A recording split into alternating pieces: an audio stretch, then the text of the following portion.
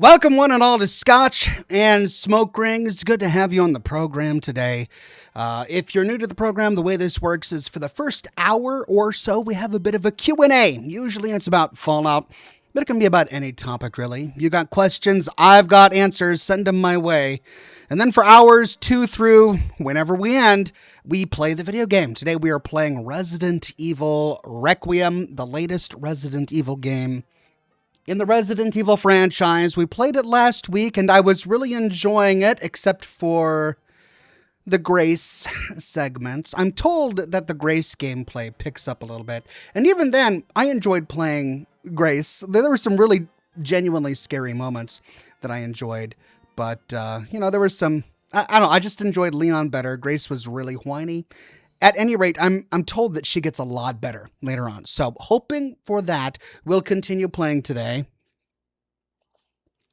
As for updates, I'm working hard on a new video. I've had an incredibly busy past couple of weeks, but I managed to get all of the audio recorded for my new video and edited. So all I got to do is the video editing. That'll probably take me the weekend. So I'm looking for a Monday publication of my new lore video. That is the plan. Today I am smoking a Voodoo Habano cigar. It's a good lower middle shelf cigar.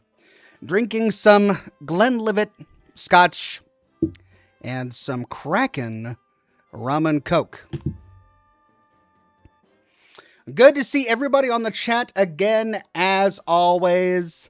It's good to see Roman Bentley on Facebook today. We've got Josh Bunton Bibido, 2 of Oregon on Twitch today. And of course, good to see all of the regulars, members, and Patreon supporters on YouTube.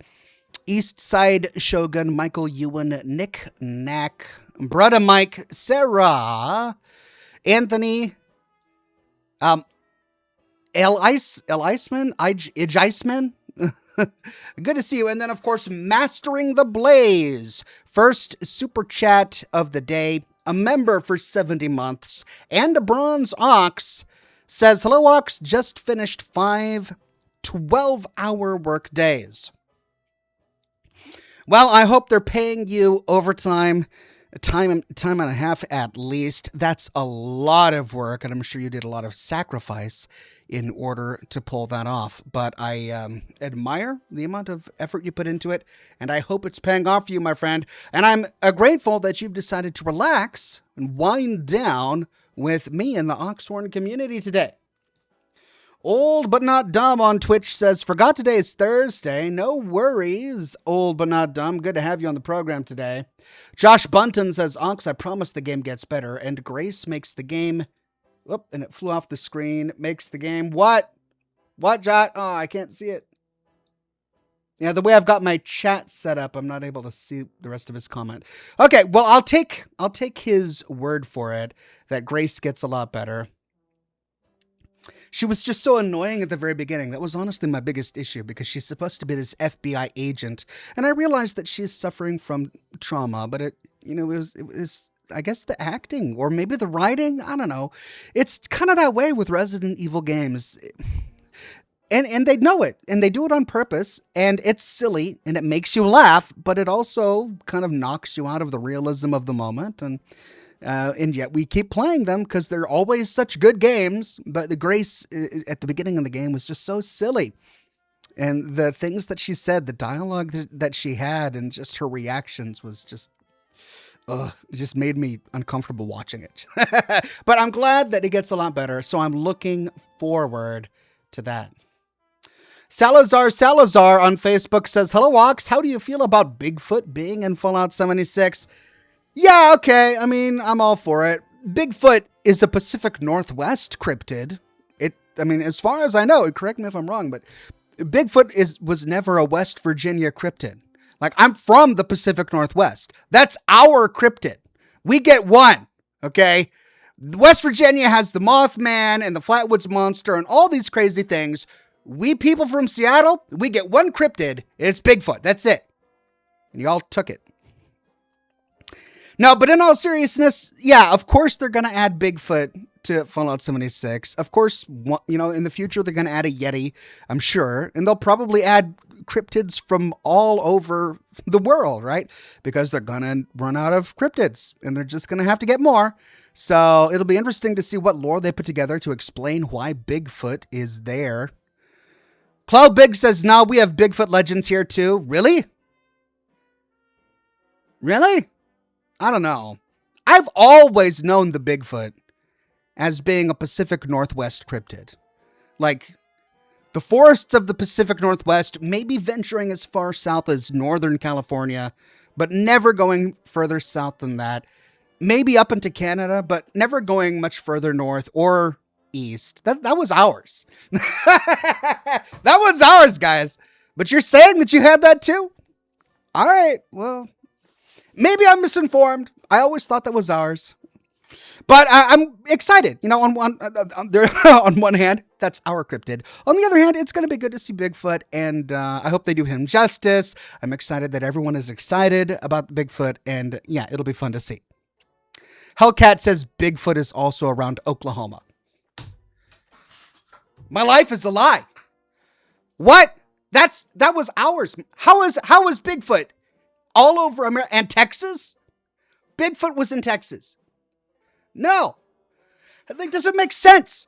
Bigfoot hides in the trees, and the Pacific Northwest has all the trees.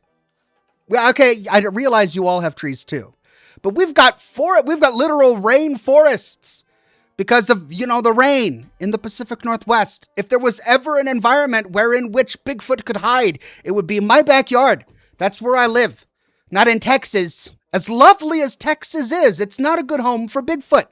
And you have the Bigfoot myth too? I don't know. Okay. Well, I'll take your word for it. I mean, I don't know. I've never been to Texas. I have been to Texas once. But I never went cryptid hunting in Texas. 6 reports. Really? In Texas? Of Bigfoot? Oh, man. That's like reading reports of alligators in Montana. It doesn't make any sense. All right, well, I guess cryptids don't have to make sense, do they?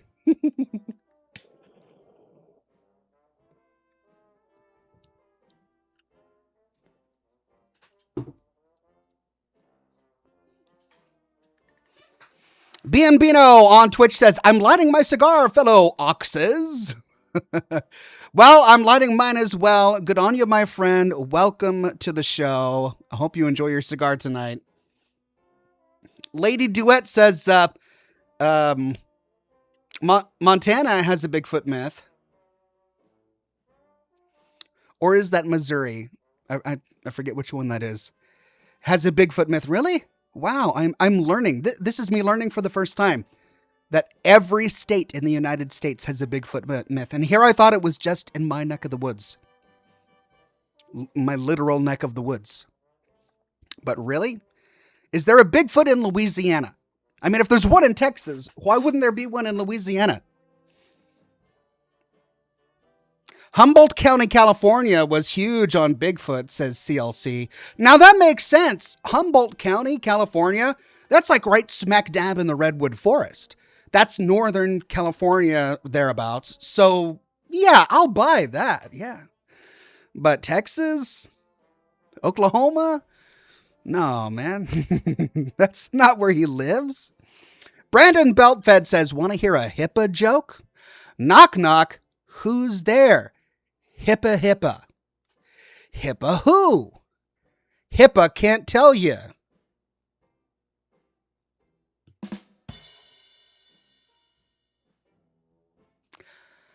I'm guessing that's like a work-related joke. I'm assuming that HIPAA is some sort of like workplace malpractice organization or a department of the government that deals with accidents or something. Because either my mind is foggy or I just don't recognize it. But yeah, I'm not putting it together.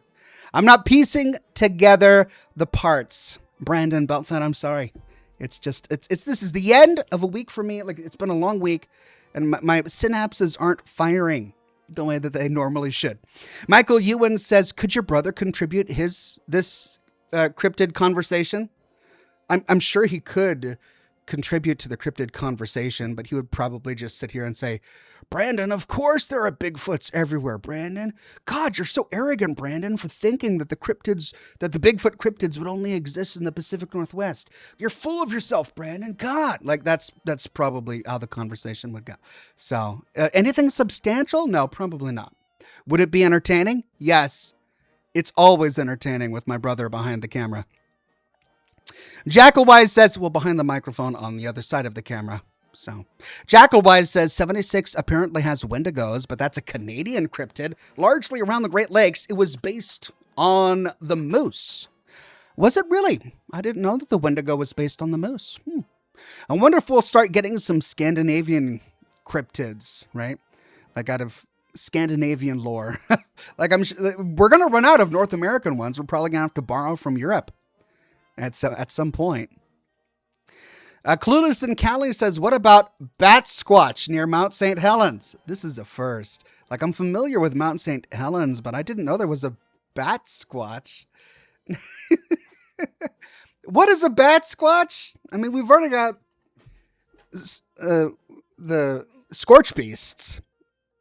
I don't think we need another bat-type creature in Fallout 76. So, I guess I'm voting no on the Bat Squatch.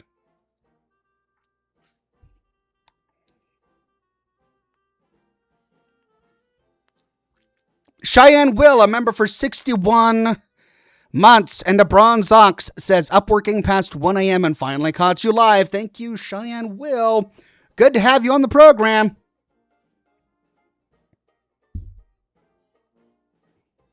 Samurai Revan says, HIPAA puts the hush on medical info. Oh, yeah. It's like the Hospital and Personal Privacy Act or something. Okay. Yeah, that rings. I guess I knew that somewhere in my memory. Okay, the joke works. It's a good joke. It's not your fault. It was a good joke. My mind wasn't there. I wasn't ready for it, is what it was. Salazar says there's a goat man in Texas. Well, we've already got that one goat cryptid in Fallout 76 as well. I forget what it was called. The Buckhorn or something. But yeah, there's a goat cryptid in Fallout 76 already.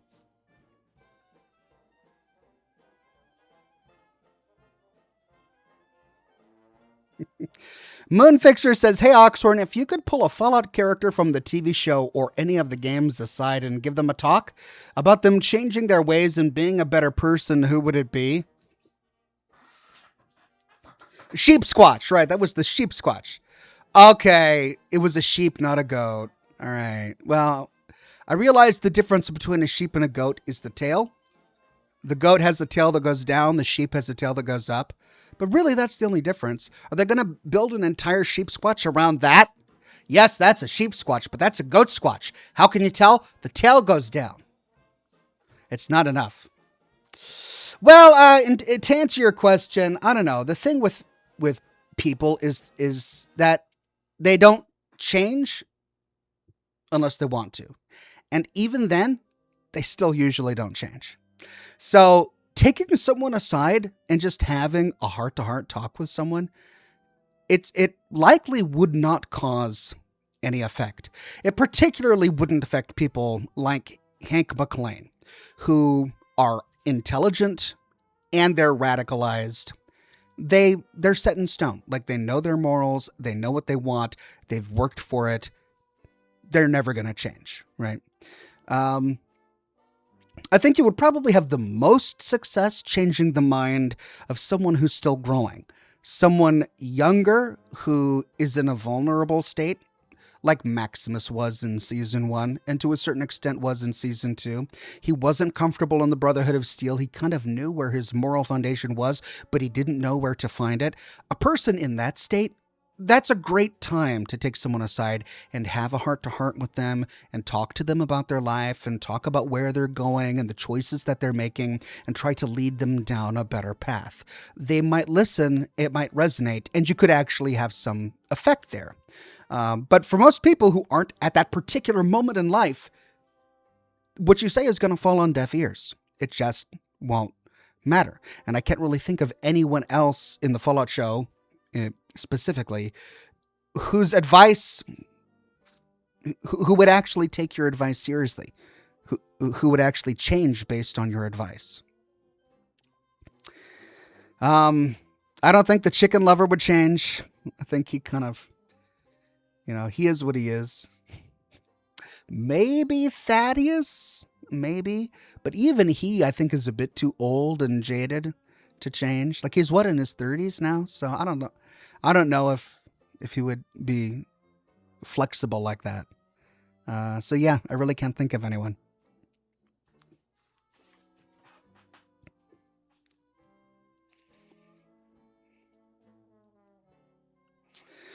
Thank you, Cheyenne Will. Kayla Golden became a bronze ox. Thank you, Kayla Golden. Brada Mike says, I looked into the extras for Fallout Season 2. They are in-universe canon commercials, according to the showrunners. Would love to see you go over them. Well, if they're canon, I'll have to go over them. At some point, definitely. Thank you, Brada Mike. Clueless and Callie says, asking for Frank Horrigan, would you care if someone remade the Fallout Bible mixed with the Wasteland Survival Guide? Well, I mean, no. The Fallout Bible isn't mine. I didn't write it. I didn't come up with it. It was written by a variety of people and assembled and published by Chris Avallone, right? It was the original developers of Fallouts 1 and 2 that worked on the Fallout Bible, and then it was published to forums before Fallout was acquired by Bethesda. So it has nothing to do with me. You don't need my permission. In terms of creating like a readable version of the Fallout Bible that kind of reads like a Fallout survival guide, like a Wasteland survival guide, yeah, that would be really nice. Because the problem with the Fallout Bible, if there is a problem really, is it's not readable, right? It reads like a bunch of developers answering questions on a forum. Because that's what it was. If you sit down to read it, it's not like an entertaining read that you read by a firelight or anything. It's something that, if you're interested in the Fallout universe, you might be interested in the Fallout Bible. But outside of that, no one would sit down and read it for pleasure. So I think where there is an opportunity to make the Fallout Bible more interesting would be to take a world-building approach to it and use all of the information that we learn from the Fallout Bible and use that to build some sort of world-building mythology. That would be interesting to not only read, but to write as well. Cheyenne Will says, trying to watch your Resident Evil 7 videos and the audio playback is off in the first two vids. Are you able to fix that, or should I try to power through, lol? I mean, power through. There's no way I can fix it once it's published on YouTube. I can't edit the timeline of audio on a published video to YouTube. I'm not sure how that happened. That was years ago, so maybe my setup was different back then, but yeah, sorry. Balbill says, will you do a video on what's happening to Thaddeus? Probably not a dedicated video because there's really not a lot to say, and I've already said everything that I want to say about Thaddeus as we've observed him in Season 2 in the video I published last week on my review of Season 2 of The Fallout Show. I dedicated an entire, 5-minute chunk of time to talking about Thaddeus, and I timestamped it in the description. So I recommend going to that video that I published last week and just watching that segment if you're interested in my thoughts on Thaddeus. Kay LaGolden says, any tips on how to best play Fallout 1 through tactics? Well, my tips would be, don't be afraid to read a guide, because all of those games were published at a very different time where PC gaming itself was a novelty. And part of the fun of the experience was interfacing with a computer and this game. So the fact that you had to reload a save over and over and over again to experiment with different ways to kill an enemy or to replay a section that you did incorrectly because you made a choice with a mob boss in Reno that completely screwed you over later in the game wasn't that big of a deal because, that was just the way games were back then. But for a modern gamer, especially somebody who's approaching those games after having played Bethesda games and is really wanting to immerse themselves in the world and understand the story, it might be a little bit intimidating and disheartening to go in blind, not understanding how those games work and trying to figure it out along the way. Because a lot of them have some weird quirks and glitches that were never fixed in the published versions of the games. Glitches that were only fixed by fan patches, which were then later bundled by Interplay and Bethesda and published with their versions of the game. So yeah, I would probably use GOG to install them because I've had fewer problems getting those games to work on GOG. And I'd watch some guides or watch some walkthroughs or at least watch a short preface article to it so that you kind of understand what you're getting into. With Fallout Tactics, it can be really overwhelming when you first start, especially since the gameplay is so different from Fallout 1 and Fallout 2. And for that game in particular, I wouldn't worry too much about reading before getting into it because it's the kind of game that you figure out as you play. And a lot of it doesn't make sense until you sit down and start playing the game. I'd play a couple of missions of Fallout Tactics, and once I kind of understand the gameplay, then maybe read a couple of guides to see what I missed in the previous sections and help make better decisions going forward.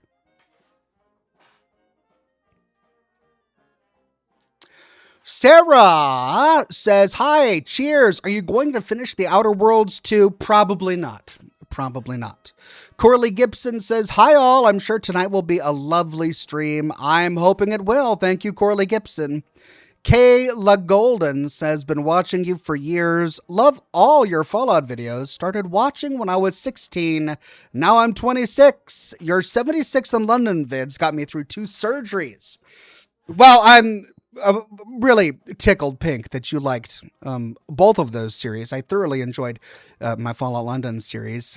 I wish it had more viewers because I'd love to tackle more story-driven mods for Fallout, but it just there wasn't as much interest in that particular mod storytelling content as I expected. But I powered through it and I finished the series, and I'm glad you enjoyed it. And I hope your surgeries were a success. Jocelyn the Great says, "Hey Oxhorn, love the streams. I always tune in when I'm getting ready for bed. Very relaxing.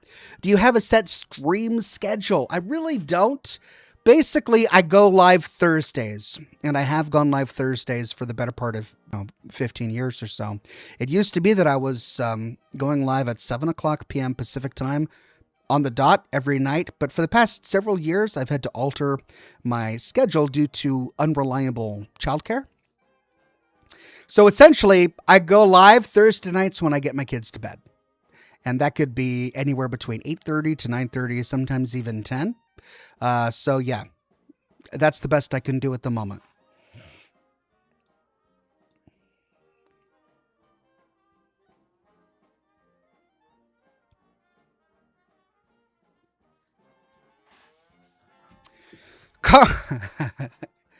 Carl Anderson says, "I bought your novel and I'm reading about the good captain. He's getting ready to head back out to sea for the king, but somebody just scratched his refitted ship. Good stuff." Yeah, A Scratch on the Port Side, I believe was the name of that chapter. Well, I'm honored that you're reading the book. I'm glad you're enjoying it, and I hope you finish the novel and like it. Mr. Crunchy became a gold ox. Thank you, Mr. Crunchy. Amaryllis Pizarro says, "My husband and I love your Fallout videos. He even created a D&D campaign that is Fallout themed. Your lore vids helped me with building my character." That's awesome. Well, it sounds like you two are really enjoying this hobby together, and that's wonderful to hear. So thank you for sharing. Brother Mike says, do you ever think Quintus will try to make Liberty Prime or take over the pre-existing one? In my opinion, it would take away from the Prime's unique origin if rebuilt. I do think that he's going to build his own Liberty Prime. And that's actually what I would prefer, because I don't think it's possible for Quintus to steal Liberty Prime from Arthur Maxon.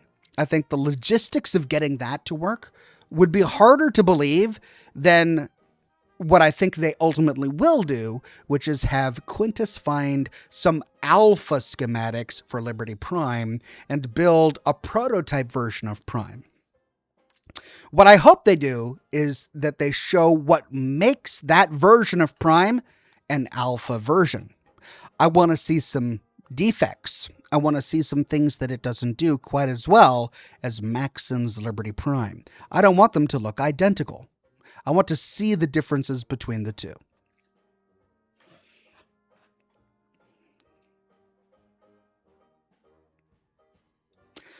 Jackalwise says, moose are almost a cryptid on their own. They're 7 feet tall, can walk and run silently, and tend to attack people when they feel threatened. Imagine sitting around a campfire when suddenly, there's a moose! They are huge, yeah.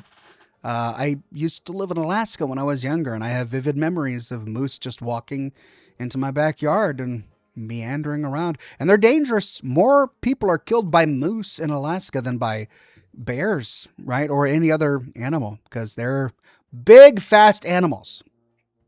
Kayla Golden says, will you do an updated mod muster now that there's many new mods for Fallout 4? Probably not. And not because I'm not interested or because I don't want to, but because fewer people are interested. And it's something that I have routinely tried to experiment with and tease from time to time.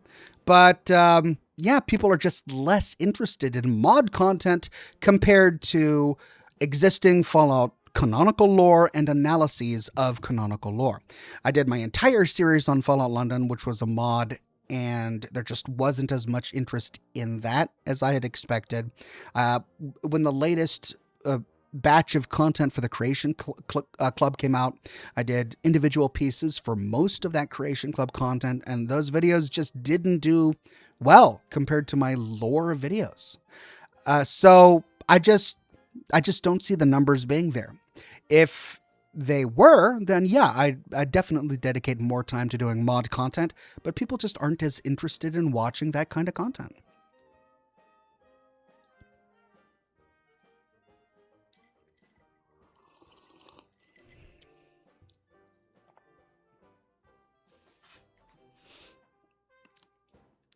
The Wilds on Twitch says, what's the cigar tonight?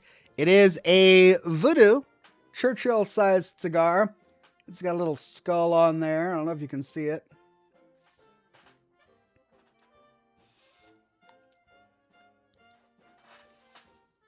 Alicia Wolf says, hello, sorry I'm late. I can't wait for season 3. Me too. I can't wait as well.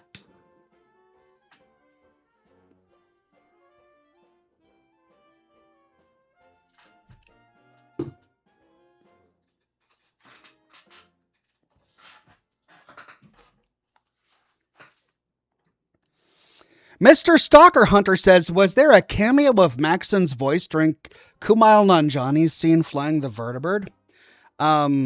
Unless there was another scene in like the bonus content that I never watched, then no. Maxon's voice never comes on the radio that I recognized. Andrew says, Fallout New Vegas or Fallout 3, which is better? I get asked this question all the time, and I always have the same answer, which is that they're both good for different reasons, and it's very hard to pick a better one. I would say that when it comes to storytelling and world building, I think obviously Fallout New Vegas is better. But when it comes to environmental storytelling and creating a livable, breathable environment to explore, I think Fallout 3 really nails that well. Not that Fallout New Vegas did it poorly. I just don't think it did it quite as well. It didn't have the exact same vibe. And many of the minor locations that you can explore in Fallout New Vegas kind of feel thrown together and feel mostly incomplete. People will say it's because they ran out of time, granted, but at the same time, that's how it kind of made me feel. But Fallout 3, just the moment you leave the vault, you really feel like you're exploring a wasteland. The way they just put together that world is excellent. But yeah, the storytelling in New Vegas is just supreme.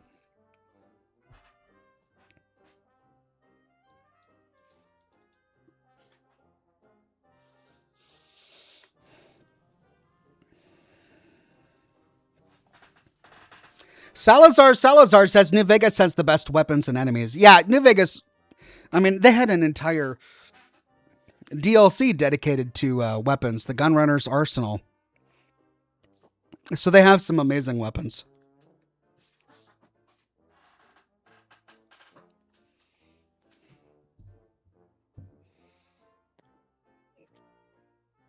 Deuteronomus says, Ox, here's another controversial question. How do you pronounce GIF? GIF. Not Jif. No, it's not like the peanut butter brand. It's not Jif. And if you think it's Jif, you're wrong. It's GIF. Graphical. Graphical. GIF. Midnight Snack says, I wonder what implication is that those Liberty Prime plans were found at Area 51. Does that mean it's based off some alien tech or incorporates it? It's an interesting thought. I wouldn't put it past pre-war America to have incorporated some sort of alien technology into Liberty Prime. We don't really have any evidence that that's the case, and I don't know that the plans being found at Area 51 is enough evidence to think so. After all, we found many other artifacts at Area 51, including the Constitution and the Magna Carta and the Ark of the Covenant, and none of those were created by aliens, right? So it doesn't necessarily mean that Liberty Prime was using alien technology either.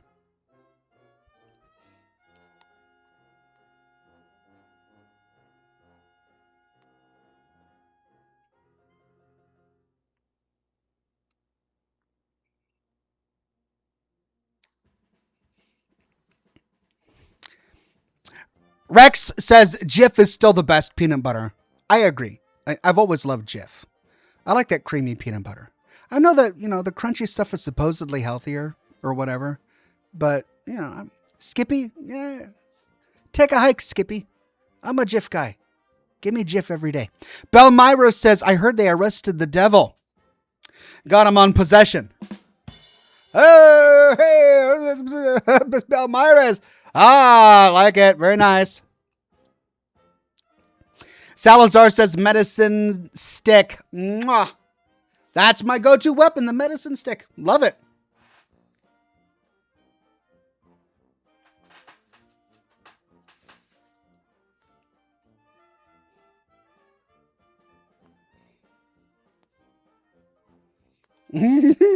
Brother Mike says the new Liberty Prime will be powered by the Ark of the Covenant.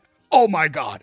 That would be so awful, but hilarious if they did it, but so awful. I hope they don't do it. But that would really make me laugh.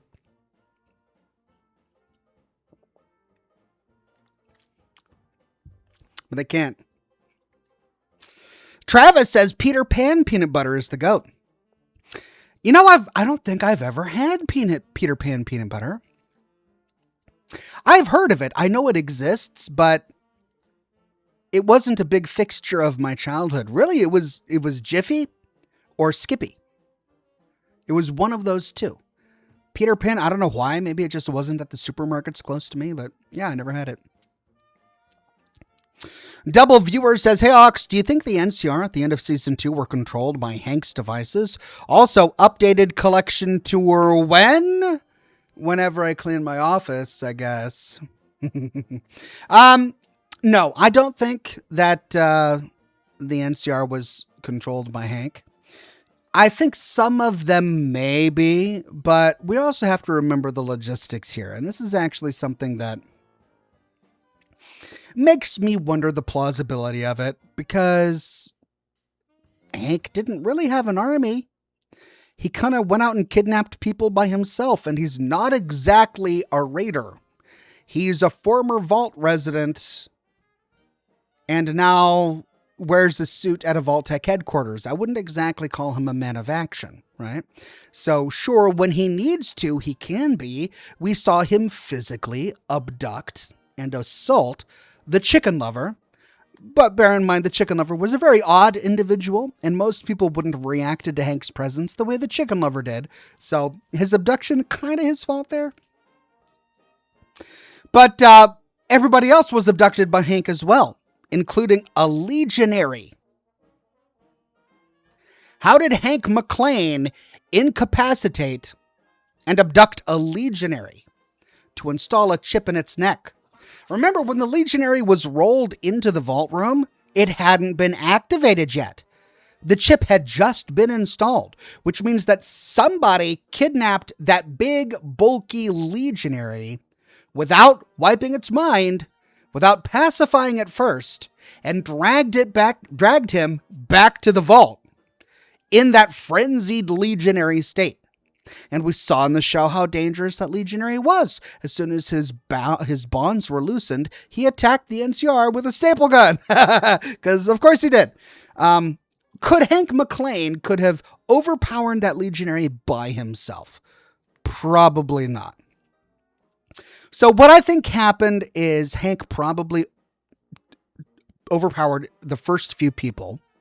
Then, once he wiped their minds, brought them with him to start overpowering some other people, and then so on and so forth until he gained enough people to create sort of an abduction team. Then it was the abduction team whose job it was to thenceforth go out and find people in the wasteland. And a team of people could take down one legionary, I guess, and drag him back to the vault.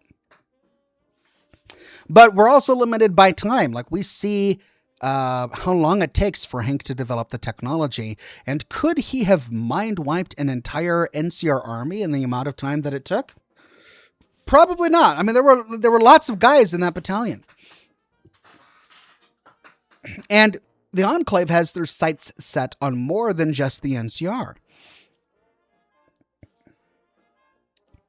I think there's probably a couple of dozen people out there in the world. And that's really about it. I don't think Hank had time to do more than a couple of dozen. I just hit my knee on my desk. Ouch. I don't think Hank had time to do more than a couple of dozen, but I wouldn't be surprised if one of them at least is in the NCR. Ow, my knee. Jocelyn the Great says, have you played the latest Metro game? I heard you need a VR, though. I thought about playing it, but I get motion sickness from VR games. I did. I actually got sponsored by the developers of that game, and they paid me to release a video playing the game. And yeah, I got the VR headset, and I played a bit, and it was really fun. I actually really enjoyed it. I'm not big into VR games, but for a VR game, it was a lot of fun. Alt Grendel says, hello, Oxhorn and chat. Hey there, Alt Grendel. Good to see you, my friend. Midnight Snack says, it would be creepy to see the Y-17 trauma suit in Season 3.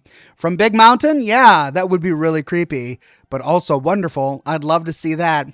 Wayne Easing says, aloha, Oxhorn. I'm proud to finally be off midnight shift after 7 long years.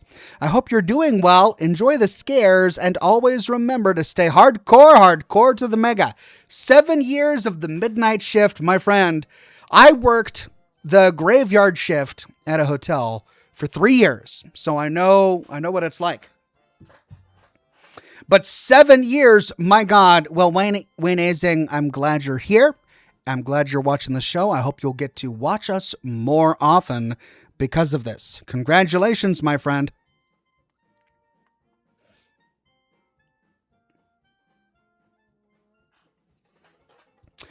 Uncle Bod says, whatever you think about Hank, he's smart enough to know to put chips in high-level officers to control a group that way. Yeah, you're right. I think he is probably smart enough to do that. But we also got a taste of the kind of people that he did chip. A random Great Khan, a random NCR soldier, a random tribal, two random tribals, a random raider. Um, you know, these guys weren't really high profile. He wasn't exclusive about the people that he chipped. He kind of just took whoever was available to him. Now, could he have refined his palette a bit later during the process and really targeted some important people? Sure, he could have. I think my argument is that he probably didn't have a lot of time to chip a lot of them. Pardon me. I think what we're looking at is a small group of infiltrators that were chipped by Hank, as opposed to like a huge army of them akin to the synths in Fallout 4. So we'll see.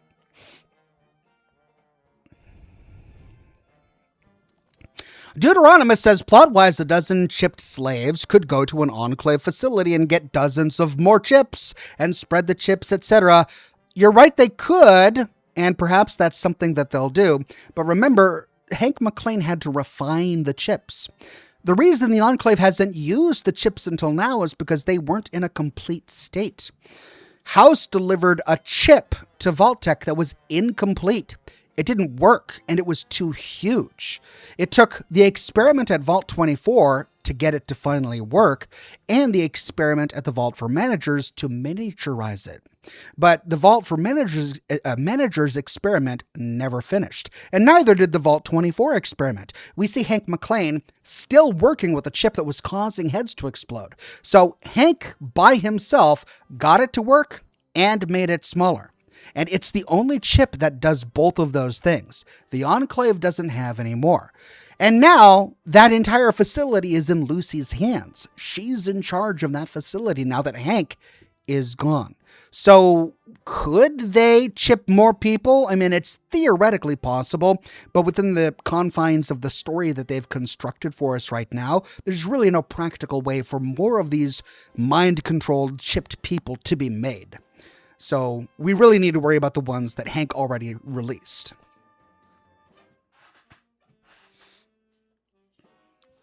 Samurai Revan says, Ox, are you going to stick with playing on standard classic mode for Resident Evil 9? I don't know. Can I change it? Do I have an option to change it? I mean, I've already gone this far. Should I just force myself to get through it?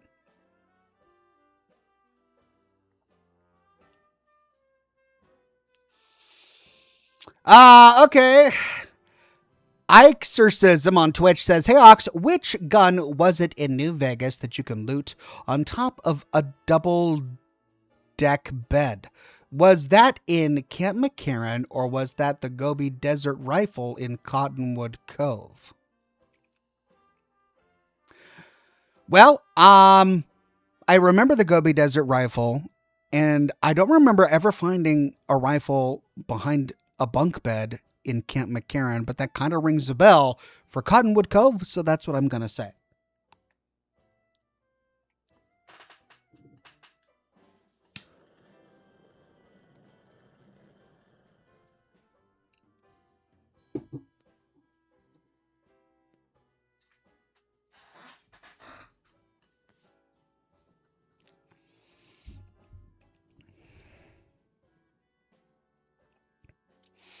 Brother Mike says, it just doesn't make sense to me how Hank was so smart, but just a lackey pre-war. Now, yes, he's aged, but that's a lot of skill points spent in science and intelligence. Well, you have to remember that when it comes to real-world politics, intelligence isn't rewarded. Effort isn't rewarded. Skill isn't even rewarded. When it comes to politics, and we're also talking about office politics, it's who you know that matters. Networking is rewarded. Being able to say the right things, suck up to the right people, that is what gets you far in life. Not skill, not talent, not hard work. Clearly, Hank McClane was a very talented, intelligent scientist and engineer, but he was an underling to Barb, and he never got beyond that. He never got beyond being one of Bud's buds. But he was still able to achieve some modicum of success for himself due to his intelligence. But who was above him? Bud Askins. Bud Askins was, look at his office.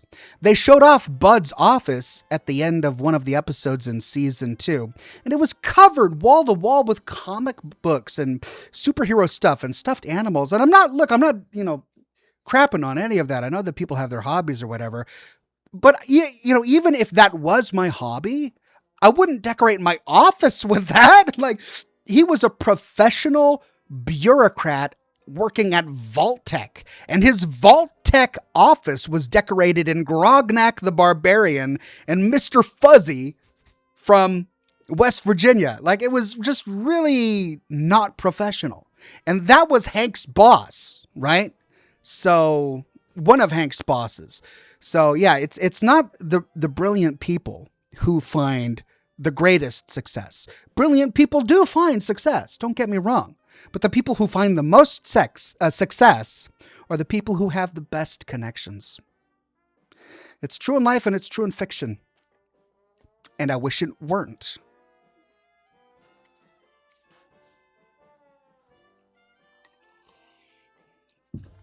That British guy says, what does a vegetarian zombie eat? Grains.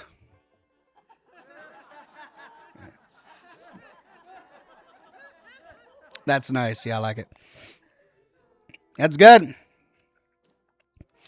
Double Viewer says, random thought. Here's a video idea. A narrated / machinima retelling of the survivalist logs from Fallout New Vegas. Your voice would be perfect for Randall Clark. Well, if that's what you want, I read them with this same voice in my video on the survivalist. So... it's not exactly a podcast or an audiobook or anything, but I read all of his logs word for word in my video that I did on the survivalist, which is part of my Honest Hearts series. So check that out.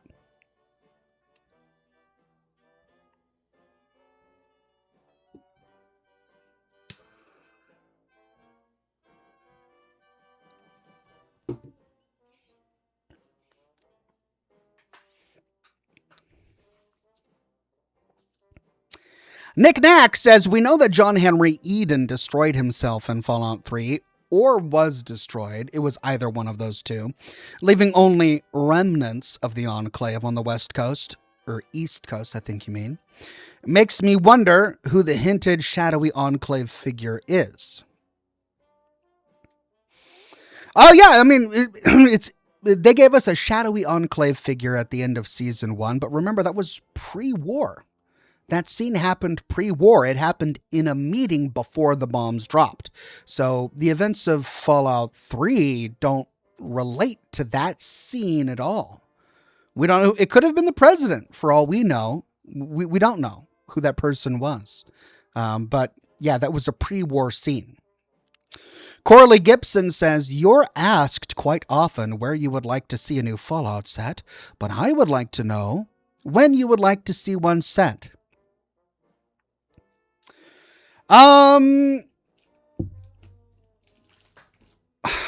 That is an interesting question. I guess I really never considered seeing one set in an alternate timeline.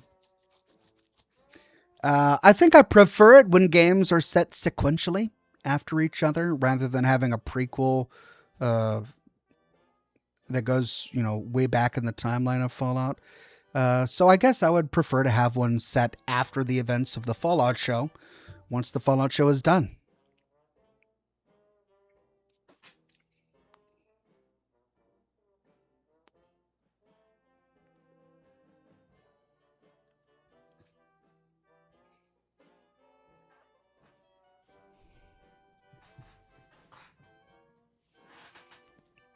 All right, we got about 10 minutes and then we dive into the game. 10 minutes and we dive into the game.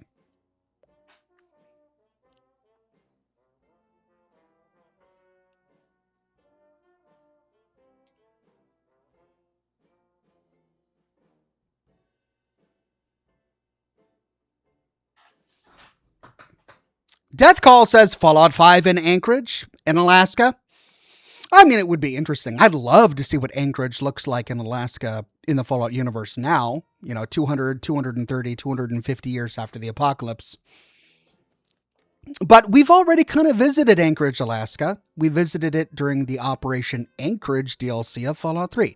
Now, granted, it was a pre-war scene. It was during the Battle of Anchorage, and it was a simulation. It wasn't even really living it. We don't really even know if the simulation that we played through is how the events actually occurred. So we never really went to Anchorage. But I have really been to Anchorage. I lived in Alaska for many years in my childhood, and I had family who lived in Anchorage, and I spent many, weeks and months in Anchorage, and Anchorage is small. Anchorage is small and wet and gray. There's not a lot there. There's beautiful landscapes and scenery and nature and animals and wildlife, but in terms of human cities, like Anchorage is tiny, tiny, tiny. Now, perhaps it's not the case in the Fallout universe, but in terms of a game like Fallout 5, we went from DC to Boston. Now we need to go somewhere even bigger than Boston. I'm thinking that they'll probably put us in the middle of a big urban place as well. Maybe New York. New York is something we know they wanted to do in the past, but couldn't do for technical reasons. And perhaps now computing power has improved to the point where they're able to actually create a game set in New York City. But if not yet that, there are plenty of other places to go as well that we haven't explored at all, right? So, I think it would be interesting to go to Canada, for example, even though, I'm not sure what part of Canada, but seeing annexed Canadian territory would be really interesting.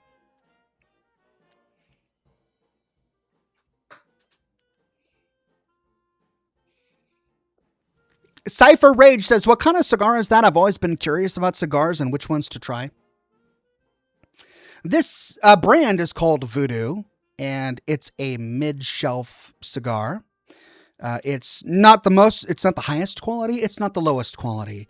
It's hand-rolled, and it's made with individual single leaves. That's like the basic. Don't smoke it if it's not at least that. And when you go to a gas station, you're going to find cigars that are machine rolled and they're made with confetti. And when it comes to the filling, if it's confetti, you don't know what's really in it. I read a story in a cigar magazine. This is anecdotal, granted, but I read a story in a cigar magazine that told the tale of a cigar rolling factory where they had all of these people rolling cigars, hand rolling cigars. And every time you hand roll a cigar, you have to cut the leaves to shape. And so little, bits of leaf would get cut off and thrown to the side and tossed on the ground. And at the end of the day, the maids would just walk around the factory and sweep up all the little leaflets that had been left behind. Well, one day, an aspiring businessman at the company had the brilliant idea of saying, hey, instead of throwing all of that away, why don't we sweep it up and bundle it around or inside one leaf? And they did. And so they now take all of that stuff, which could include anything, pieces of bugs, dust and dirt, lint, and they stuff it into one leaf and they wrap it around and they sell it as a cigar inside a gas station. And it's full of leaf cuttings and God knows what else. And those are really cheap and you can find them anywhere, but they're not real cigars. If you're going to smoke a cigar, start with a hand-rolled cigar that's actually made from whole cigar leaves. But even then, you're not going to have a good time unless it's been aged appropriately. You need to make sure that you find a reputable brand that has some pretty good reviews. Honestly, going to something like Cigar Aficionado and just taking a look at some of the top cigars that they've rated over the past few years is a great place to start. You could probably find a high-ranking cigar for $20 to $30, which is extremely expensive. And I don't have those as everyday cigars, right? That's why I tend to go for middle to lower middle shelf cigars because they're my daily smokers and they're affordable, right? I can actually buy a box of 20 of them and it doesn't break the bank.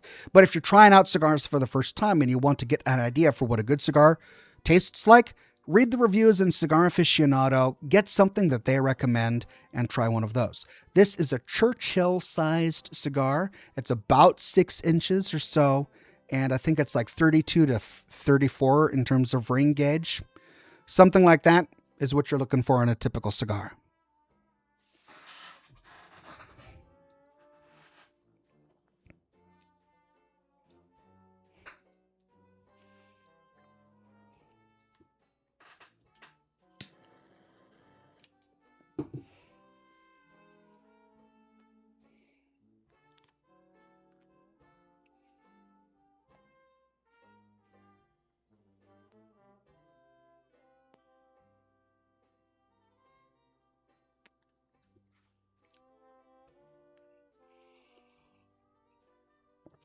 Clell Big says rumors say the next mainline Fallout game will be in either New York City or San Francisco.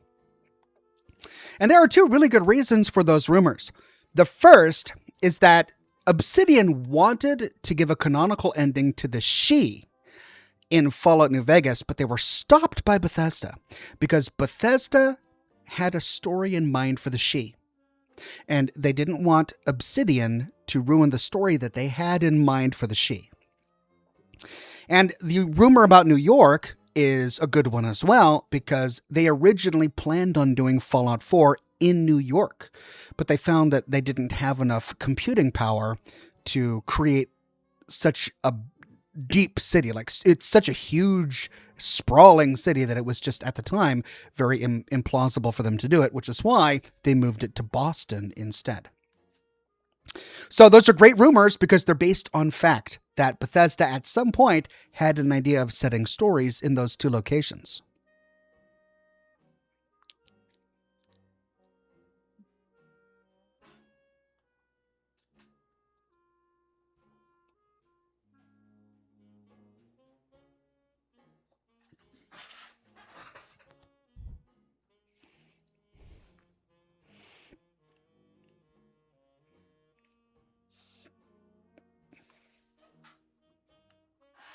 All right, 2 minutes. Time is ticking down.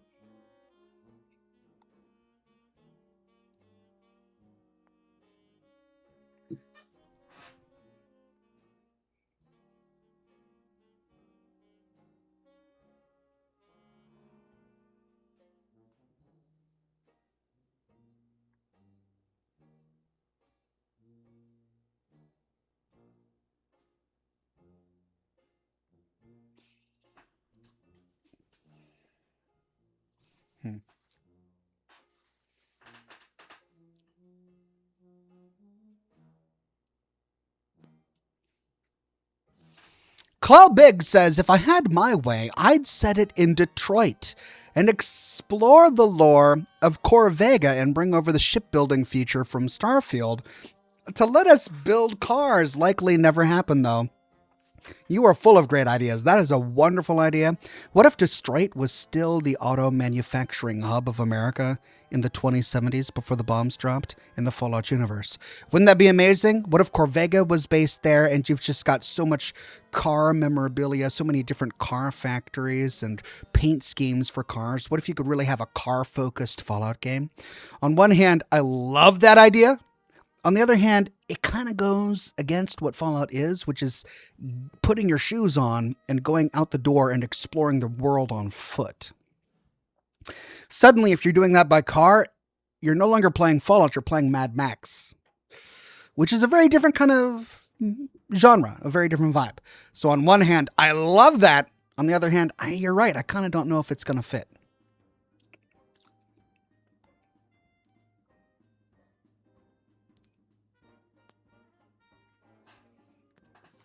It's Welcome says, what do you think is the canonical ending for New Vegas? I'm glad you asked that question. It's almost like you're reading my mind, but I'm going to have to wait. You will find out my thoughts to that on Monday. Stay tuned.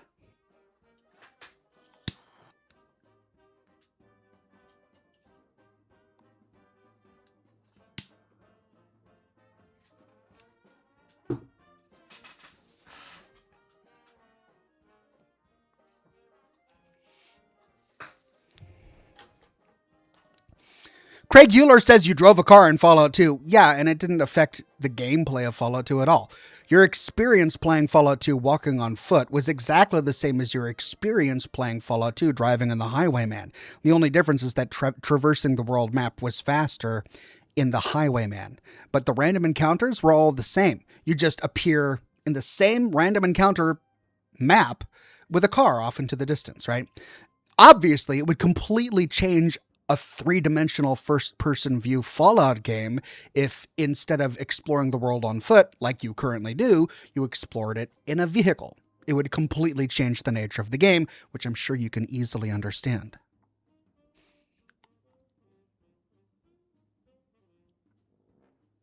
Okay, it's time. Let's turn off those lights and fire up the game.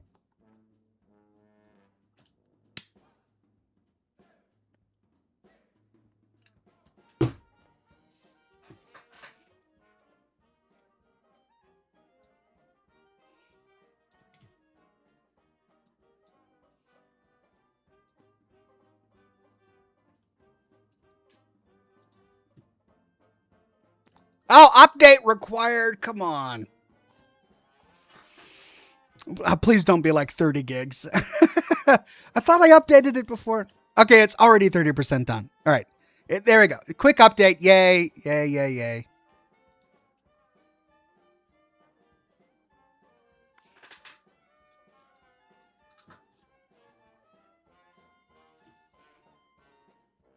Come on.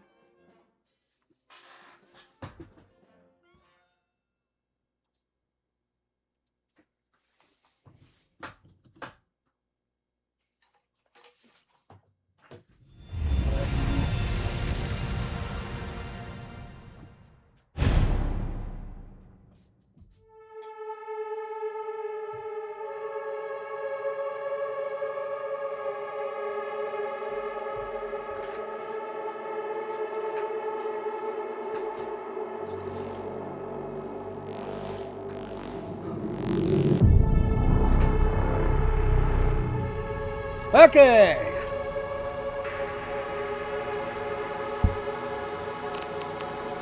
Bonuses. Did I unlock some bonuses? Concept art. I have to pay for this crap? What? 400 CP? What is that? Like coin points? Okay. What do I do with the concept art? Do I just unlock it and then look at it and go, oh, okay, nice. Is that the point of it? Models. Grace with a jacket. Am I unlocking... Is this skins? Or do I just get to observe the three-dimensional model of the character? Completion points. Okay. Well, I don't understand what that is. Challenges, deja vu, encounter an outbreak in Renwood. All right, special content. Matilda. Oh, here we go. Some actual gear. The first polymer frame handgun. Customizing it for 3-round bursts enables submachine gun-like operation. Oh. That's not very ammo efficient. I don't think I would like that.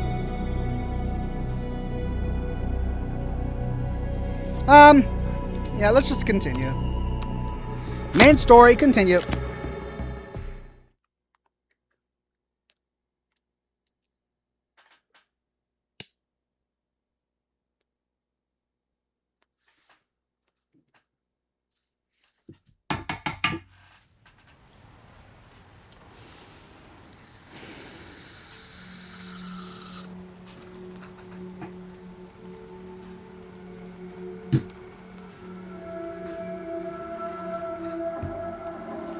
Okay. Where was I? I don't even remember. I'm still playing as Grace, right? What do I need to make some room. Why did Leon give me a gun with 1 bullet in it? Just such a waste. Let's store that. Handgun ammo. I've got 1 round left. Let's store that. That's my mixed herbs. That's the East Wing key card. Oh, that's where I am. I explored the West Wing. Now I need to go explore the East Wing. Antique coins. So we know that the game room is in... Oh, but then there was that as well. Moon quartz, a cubic device made of quartz, adorned with a moon. Where did we see that? You were having inventory issues. Lol, yes, I was. I'm always having inventory issues because it's a Resident Evil game. All right, I need to see if I can remember where to go.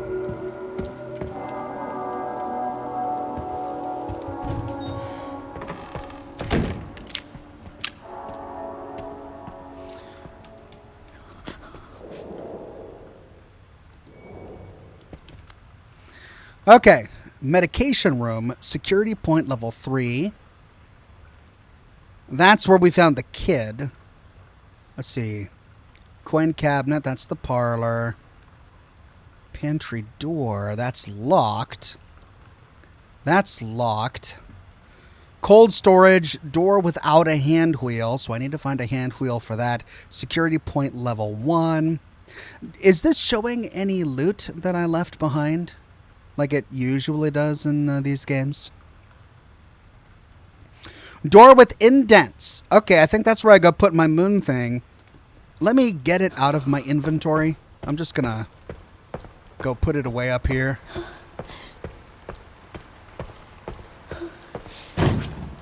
Yeah. Moon, sun, stars. Great. There we go. That way I don't have to carry it. Yay. Perfect fit. Yes, I need 2 more. Now, let's go use the key card and we'll go east.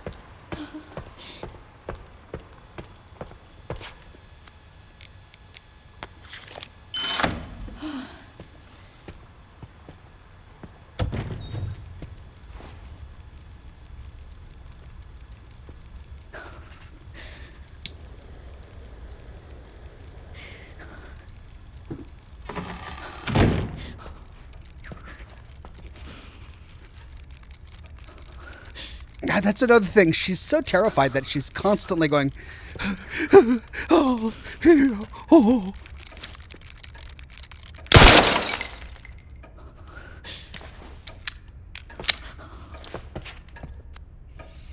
Oh, an easy to pick lock.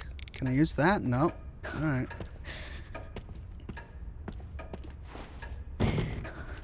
Lock from the other side. Okay.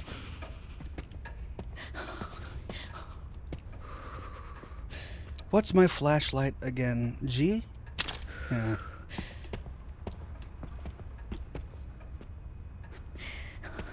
One White Wolf says, those are challenge points for doing things like hardest difficulty, no heals, or a 4-hour speed run. Main thing player want is infinite ammo for 50k. It seems odd like they would reward you with concept art. Like, I think if you just wanted to see concept art, you would Google Resident Evil concept art. Not grind for it in your game, you know? Okay, what's this? Bathroom, I'm guessing. Quiet zone. What does the map tell us? It doesn't say what that room is, but hold on a second. Hey! Green herb.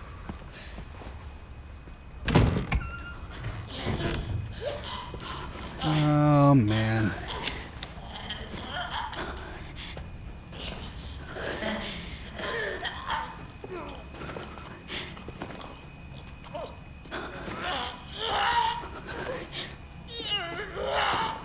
Straight up, passing the thyroid.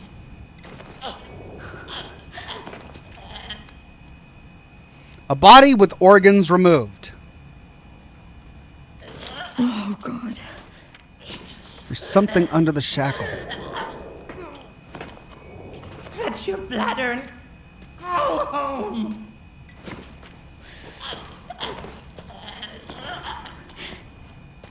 It is time to rotate the bladders.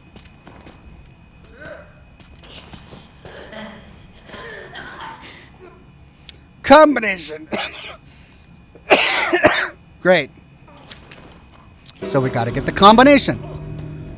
Okay, and that dude is completely blocking my way. It's going to take my entire magazine to defeat him, I think. Cloud by any means. Hemolytic injector. A special drug that destroys infected blood cells, prevents corpses from mutating, and can be used to stealthily take out enemies. Oh, well, thank you. Cool. If you sneak up on an enemy from behind, you can use a hemolytic injector to take them out instantly. The same strategy can be used on staggered enemies. What a cool thing. The front teeth go deep enough. Well, what was the point of that? The body on the table just jumped up. What was the point of that?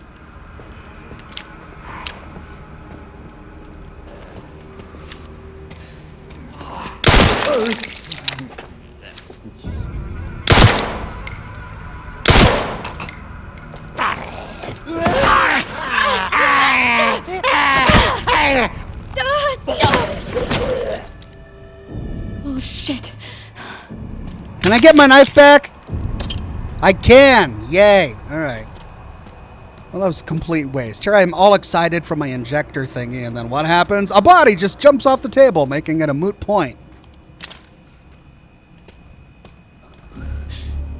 5 rounds left. And what about that other corpse? Like, what if it jumps up as well? There's a large amount of blood. Thank you. I needed that noted for me. Couldn't see that with my eyes!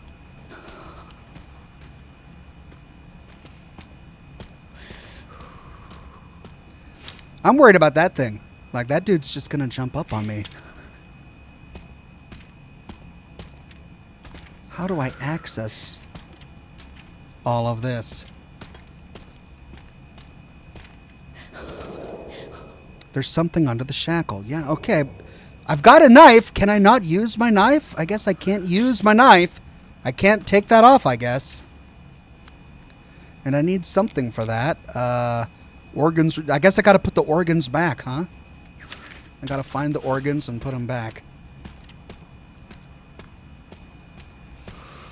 Okay.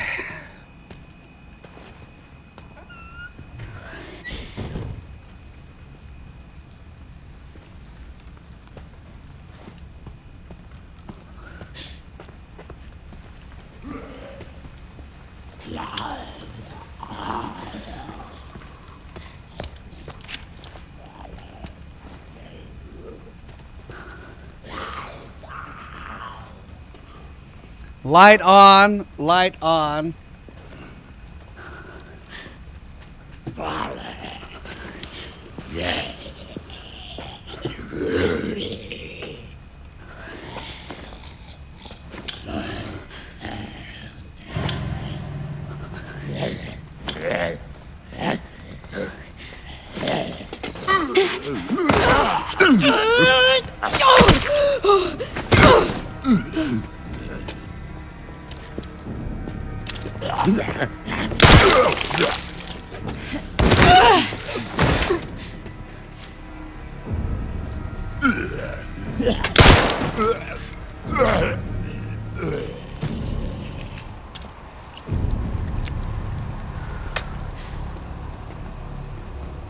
Now my knife is gone. 3 rounds left. Well, I thought I could sneak behind him. I guess what was the point of that then? What's the point of the light? I thought it was so that I could lure him over here to turn it off, and then I could sneak behind him, but I'm guessing sneaking around enemies isn't a thing in this game? That's not what you're supposed to do?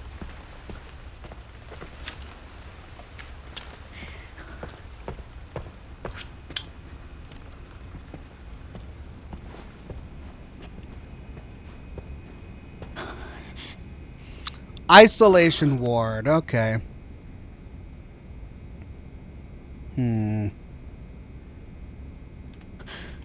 I have a feeling I should check this out first.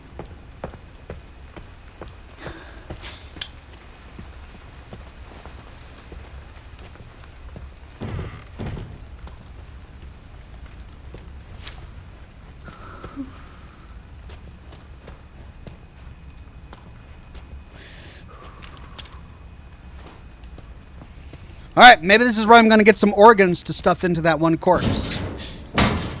Hey, scrap. Crafting material combined to create a variety of items. Okay. I'll hold on to that. Less inventory space for me, I guess. I got scrap. Blood collector. An analysis device that collects blood which can be altered to craft other items.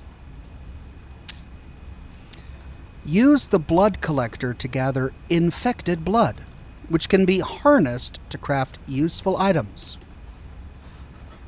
You can increase your crafting capabilities by analyzing blood specimens with the laser microscope. This might be useful. Well, that's unique. That's really interesting. Okay. Should I gather blood first? Analyze blood specimen denatured. There was that blood bucket. Here we go. Yeah. Okay. Hold on. Lore. Blood compound synthesis. The custom blood collector that Dr. Richardson ordered has finally arrived.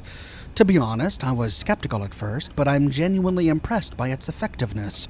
Combining infected blood with our experimental substances has been such a challenge for us, but this device makes it so easy. This is sure to improve the efficiency of our blood research and speed up analysis of further mutation patterns. All right, take blood. Infected blood 60.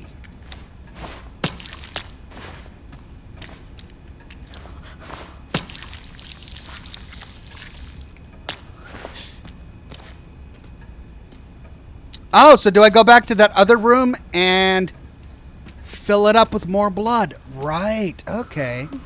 So that only filled half of it.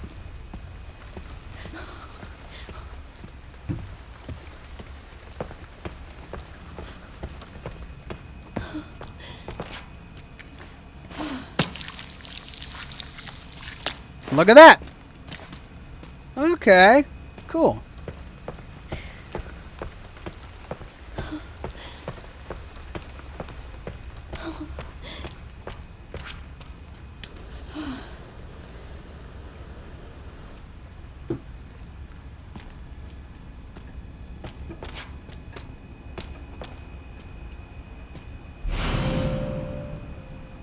A sample of mutated blood. Analyzing it with a laser microscope allows you to craft handgun ammo and hemolytic injectors. You're kidding me. Handgun ammo? How do I craft handgun ammo from blood? What is this? Alright, analyze that.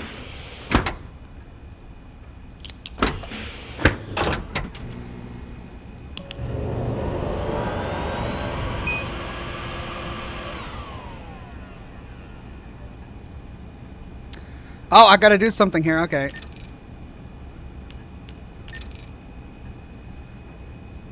What?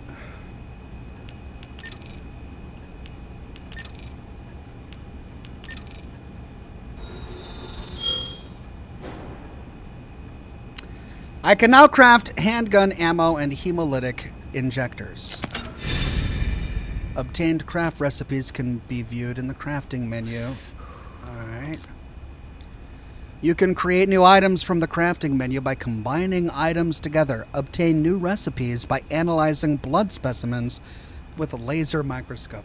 Okay, so analyzing blood just unlocks recipes. How do I unlock the recipe for bullets from blood? What the heck? Okay, let's go to craft handgun ammo. I need blood and scrap.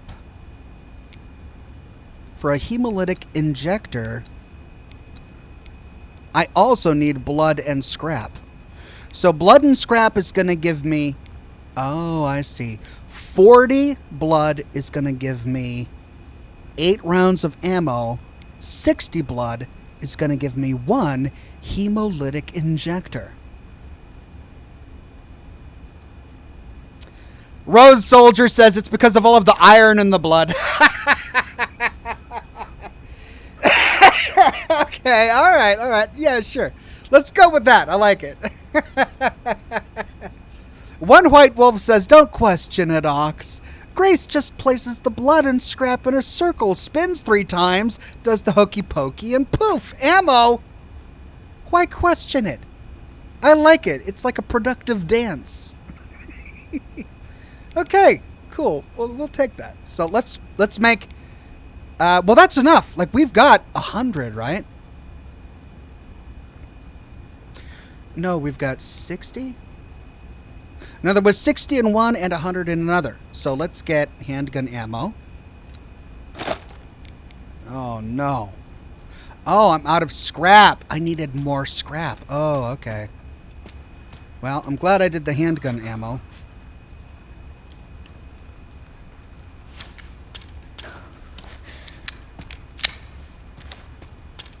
But if I can do a stealthy playthrough, the hemolytic injectors are going to be way more valuable to me.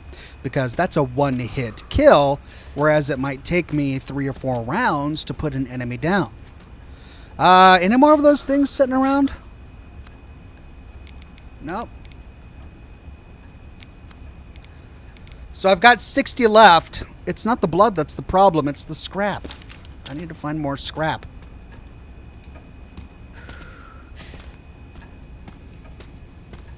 And I can't go there because I need a key card. Okay. So, safe, organless corpse. There's 20 infected blood left. Oh, did I see that there? Oh.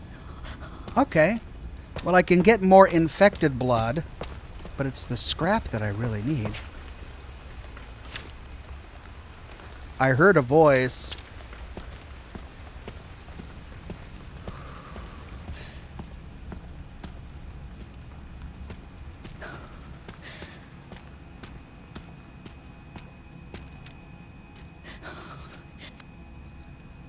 Infected blood 20. Over there? Oh.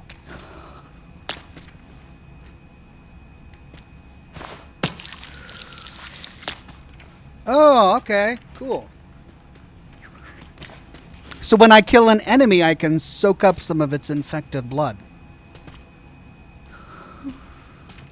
That's neat.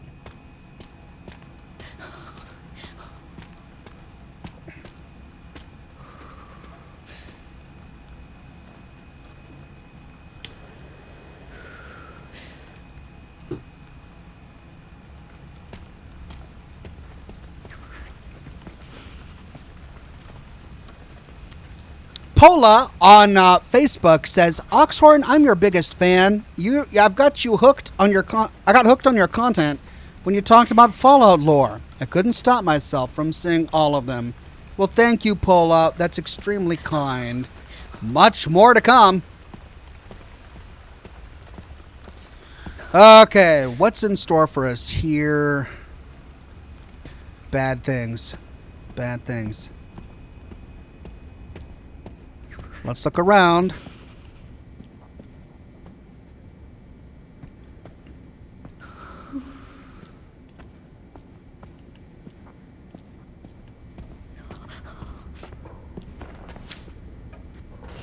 Oh, man. Oh, man. What do I even do?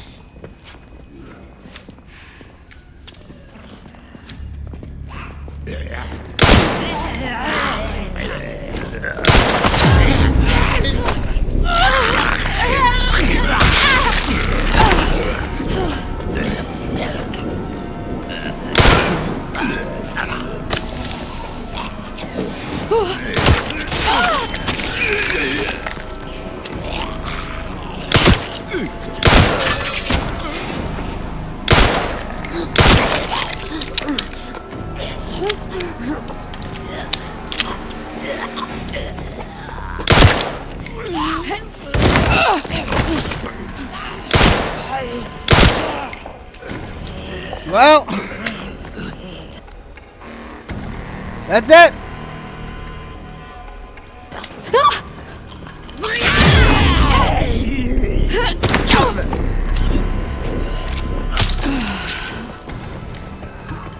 I mean, I'm out of ammo, and I don't have a melee weapon.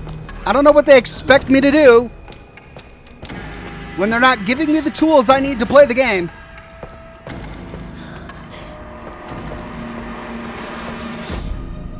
Guess I could just get better.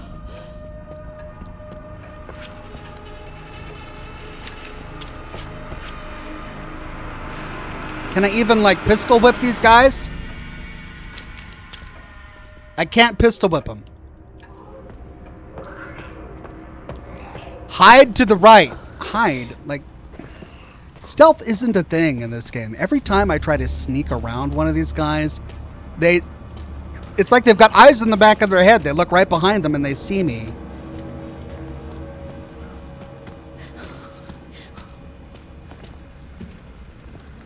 Like this. Like, okay.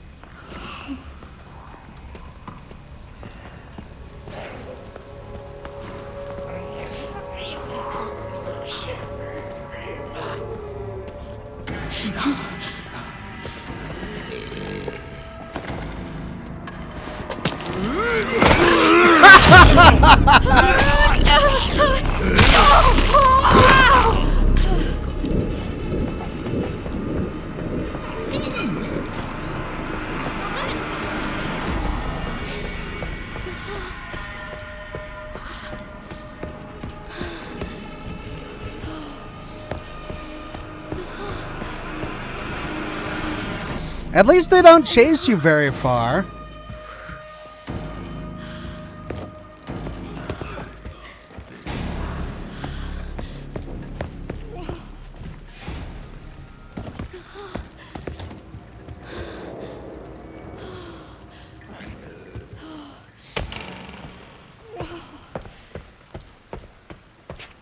Well, do I want to save here? I'm about to die. I'm completely out of resources.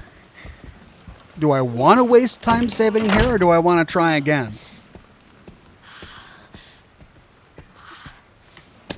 More ink ribbon tins that I don't know how to use.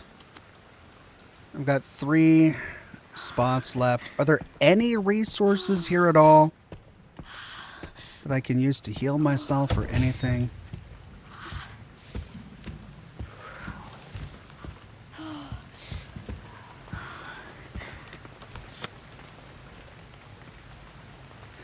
Artificial organ transplantation experiment team.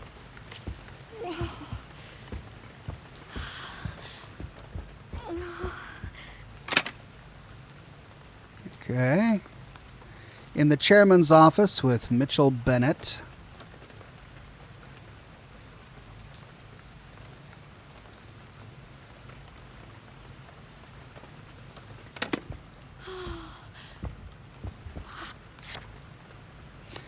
A puzzle box in the background, which is showing me something moon sun. So star, moon, star. Okay. Lead researcher's message. For my secretary, I've misplaced the key for the puzzle box padlock. None of the other executives must find out. I need you to locate it discreetly before next week's meeting. If you can't find it, get the bottle of corrosive from the conference room and melt the lock off. Okay, a normal thing to send to your assistant. Corrosive from the conference room and melt the lock off. Lock tight.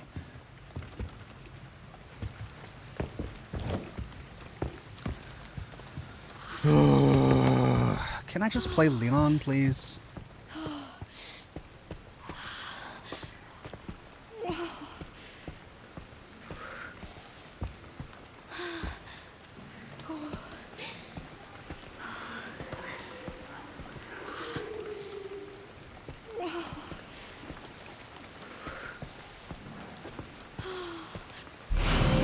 Lockpick! Finally! A tool for opening simple locks. Each one can only be used once.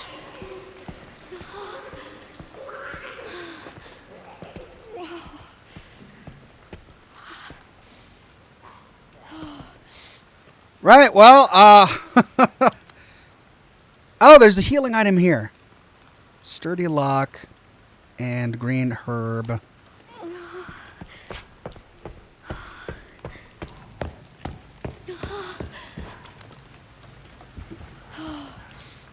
Ah.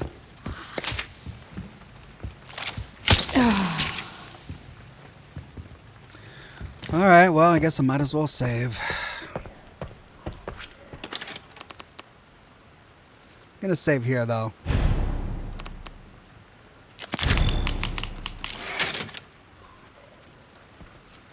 Missed the vase. I mean, what can I do? Like, I can't, like, how would I, like this? Like this? How do I attack it? Oh. Scrap! Yes! Oh no! Come on!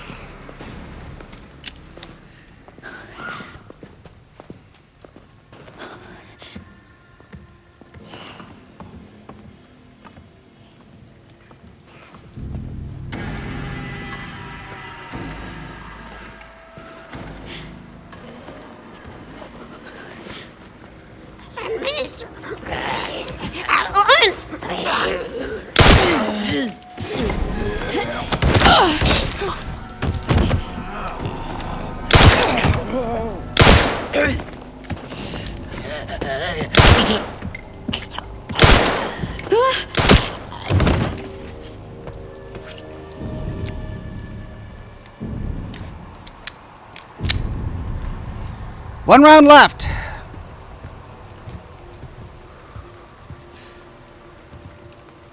They don't have any weapons I can use, but I can at least collect more blood.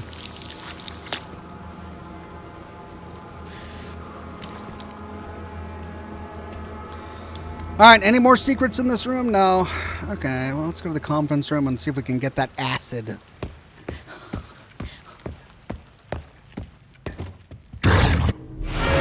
Level 1 wristband. Oh! Oh! What the? Oh, damn it!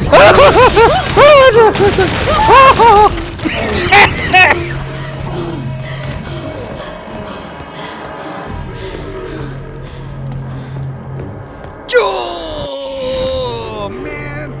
Why is this the game of jump scares? Ooh, there's an antique coin in here. Do I bother going and getting it? There's more infected blood there.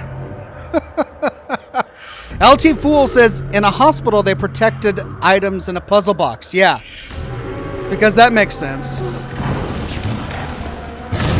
Is he coming for me? I think that's a yes. I think he's coming for me. Oh, he's a hefty fella. He's a hefty one. All right. I got to go all the way around there.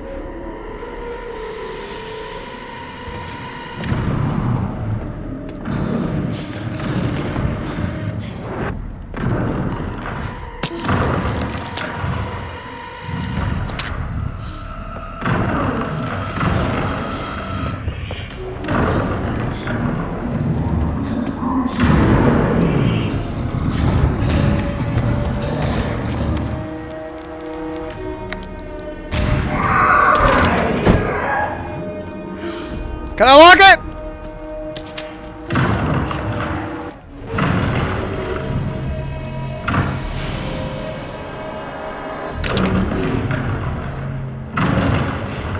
How do I close it? How do I close the freaking door?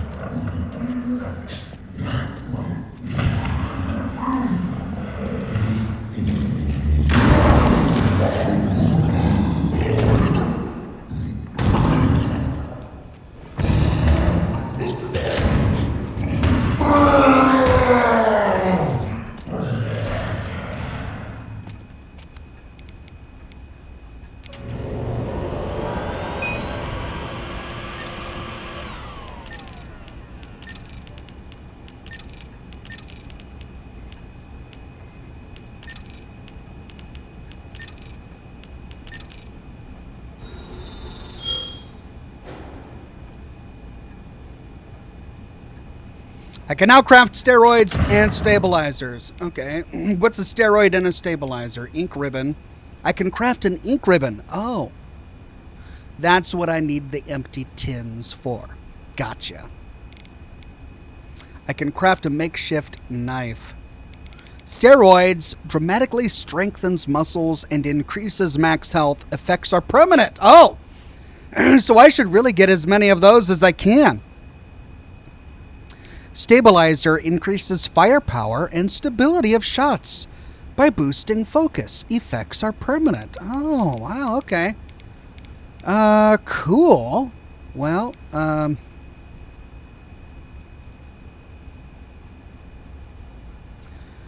so many great things.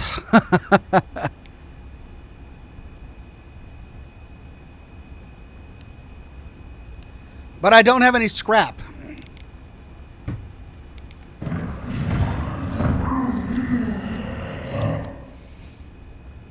Oh, I do have scrap! Yay!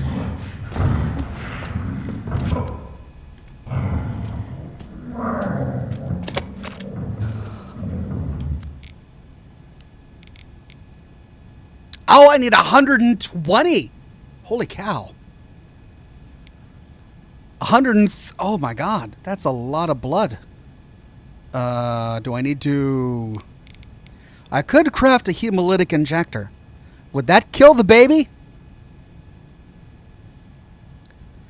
Would that insta-kill the baby? Should I craft this just to get past the baby? One White Wolf says, your average Golden Corral buffet patron, everybody. Also, missed a couple super chats, but the injector can take out foes of many shapes and sizes. Hello! Well, I think that answers my question. Sorry if I missed your super chat. I'm going to scroll up here. Alt Grendel says, kneecap them, less ammo, and then finish them off later when you have more ammo. So if I kneecap them, they can't crawl after me? One White Wolf says, remember Marvin's advice from Resident Evil 2. You do not hesitate. You either take it out or you run. Or kneecap until they face plant and then run. Okay, but if I kneecap them in this game, do they just get back up? Oxhorn, no, you need 3 of those shots. Really? You gotta loot the entire room, says Samurai Ravan. You keep missing a couple of things. I mean, there's nothing else in the room. I mean, there's blood here, infected blood. There's an organless corpse. There's a safe. But I've looted everything here. I could try and get into the waiting room and the closet in there. And then, of course, there's the isolation ward. But right now, I got this baby thing coming after me.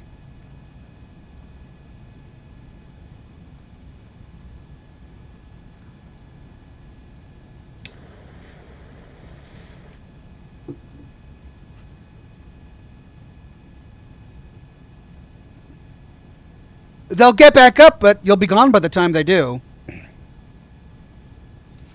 Well, I mean, that doesn't seem like it's very ammo efficient, right? Okay, sure, it takes more ammo to kill it permanently, but it seems like it would take just as much ammo to knock out its knees and then escape, just to have to kill it permanently again at some other point. Alt Grendel says, Chad says 3 to kill the baby thing. Well, I don't have 3. Great. All right, let's go out of the blood lab, go... Well, we need to explore the isolation ward to get everything. So let's see if we can go left.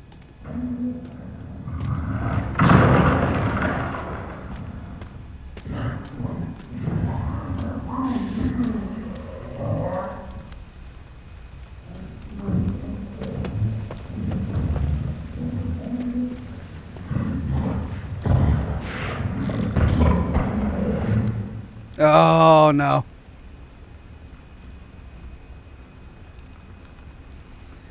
I've got that lockpick. I could go and try and get that simple lock.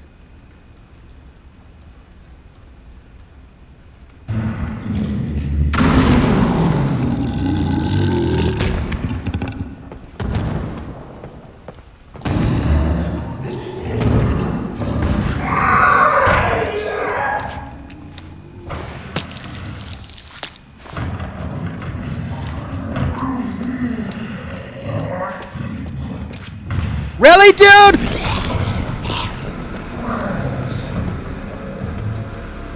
Where did he come from?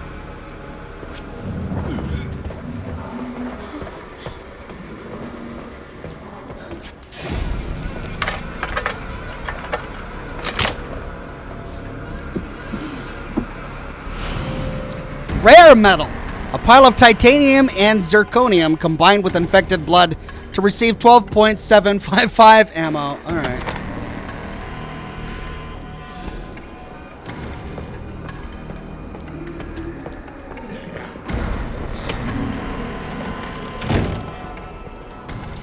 Okay, so I can't go into the waiting room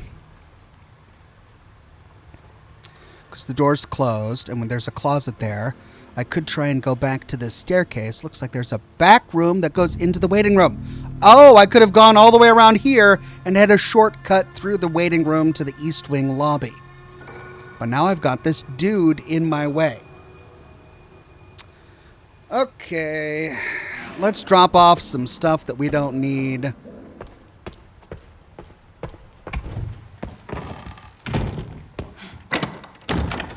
One White Wolf says, 2 small things to help. 1, in the room where you deposit the coins, there's a manual which increases the collector capacity.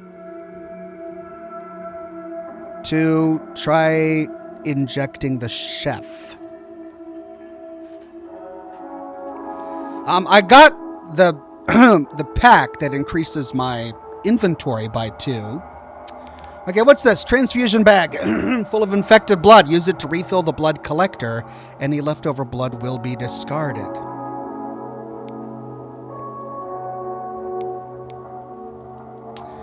So I'm assuming the 12.75 ammo is going to be for the Requiem. Yeah, I'm not going to waste. I mean, but it's rare metal.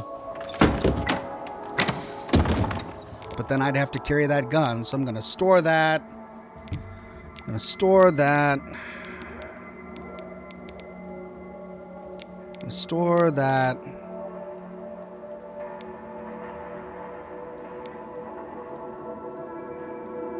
Let's store that.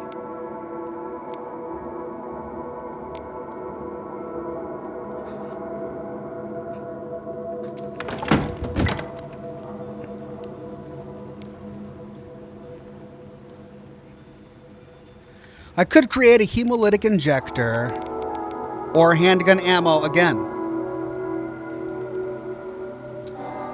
Yeah, the thing is that I only get one hemolytic injector, and it takes 60.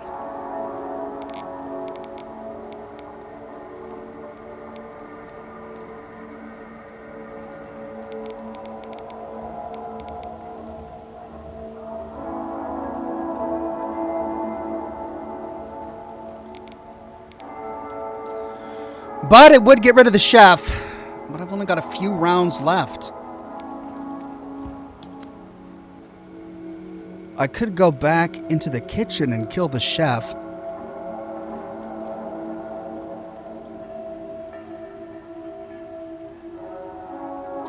Ooh, I can now get into the filing room. Because that's a security checkpoint 1. Okay.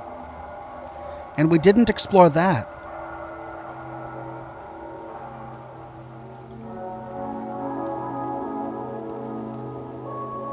Custodian's office. Okay, well, let's do it.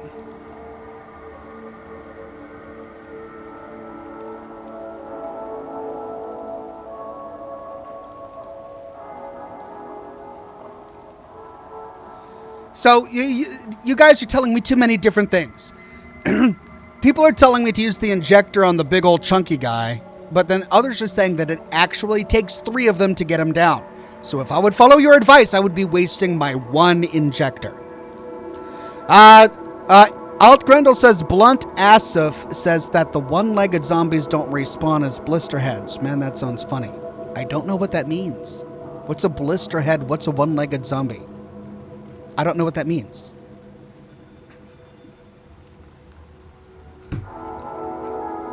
Okay, I'm going to make a hemolytic injector, and let's go to that one room because I want to get rid of this level 1 thing that's taking up an inventory slot as soon as freaking possible. And I already opened up one door. Oh, we don't know what's over there. Okay, so let's go.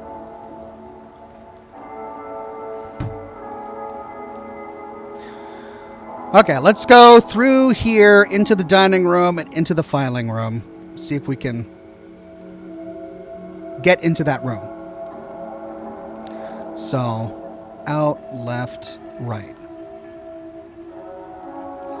The chef takes 1 injector and has an item says 1 white wolf. Thank you.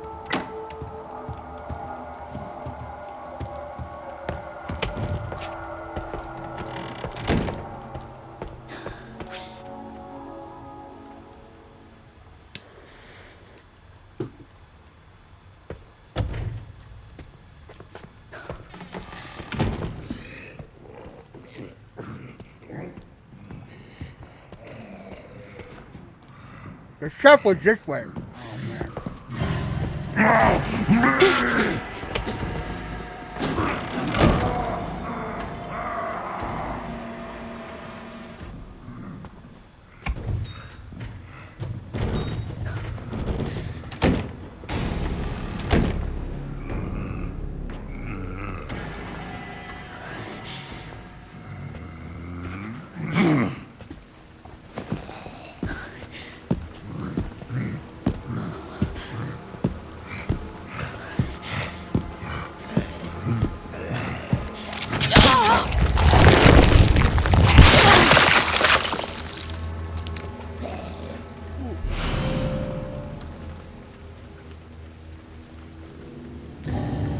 Pantry key.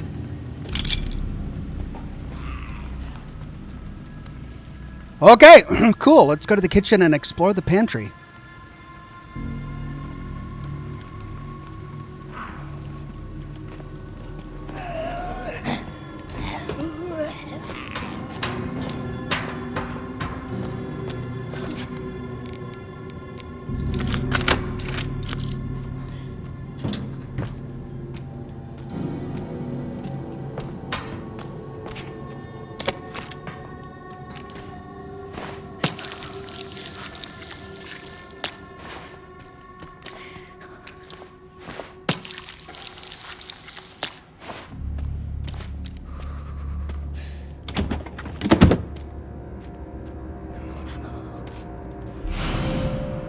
Increases knife power and durability. A charm that works just by holding it. Okay.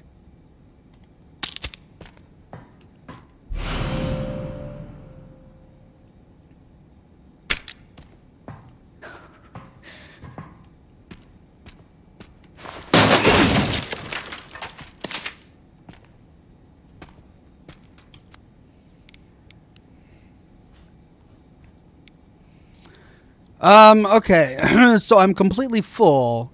So the thing that confuses me is that I need 120 blood in order to craft a steroid and 130 blood to craft a stabilizer, but I'm out of capacity, right? I can't fill it up anymore, and it's capped at 100. So somehow I'm going to have to increase my capacity in order to craft steroids and stabilizers, so I can ignore that right now. I just can't make that right now. I really need a knife, but I need 2 scrap for that. Brilliant. So really it's a choice between another hemolytic injector or handgun ammo. I think I'm going to do handgun ammo and mix the herbs together to decrease the space in my inventory. I now have that bullet that I need to get rid of. I can get more blood. How do I... Okay, it's taking up an inventory space. How do I put it on a weapon?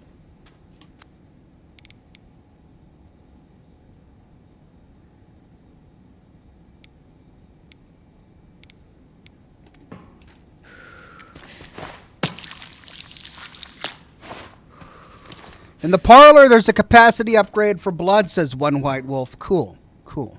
Oh, ribbon. Ink ribbon. Yay. Well, I've got 1 free slot. I should really head back and just store my stuff in my trunk because I'm out of room. That was really useful, though. So let's see if we can get out of this kitchen and go back to our save point area because that's the only trunk I have.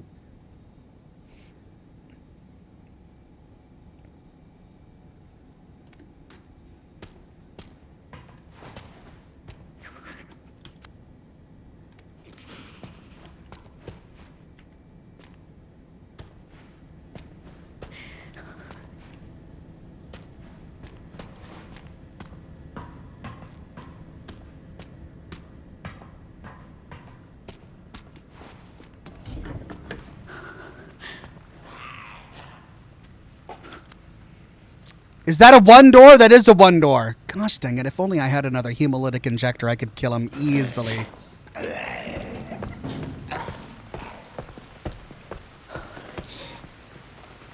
Alright, well.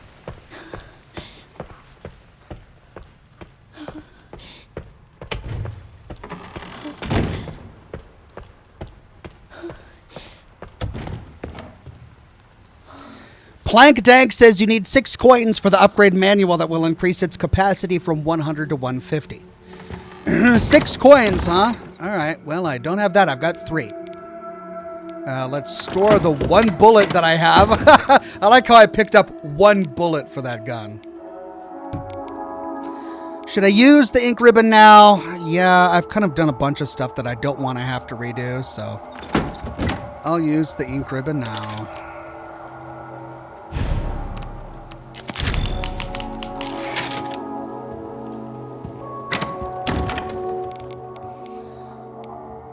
And then I still need this, and I still need that, and use it to make steroids or stabilizers. I don't need that, because I can't actually get enough blood to make a steroid. Right? Empty injector, do I need that? For the hemolytic injector? No, I just need scrap metal and blood for the hemolytic injector. Alright, so how do I put that on a weapon? I guess I'll just store it until I figure it out. That leaves me 5 slots.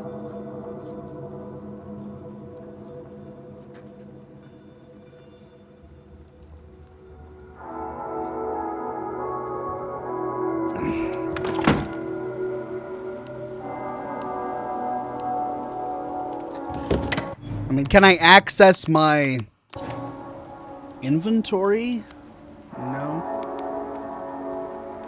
It's weird that they would give me a charm, but no way to actually use it. Oh, down there. Maybe I just need to figure out.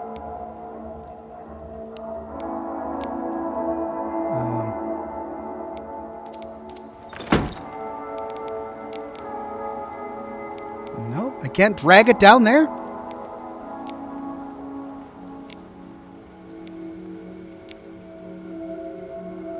The charm is passive. It works by having it in your inventory, says Narfi. Oh! I thought you attached it to your weapon like you did in the last game. I don't have enough slots for that. Jeez. Not interesting enough. Okay, so I've got the wristband.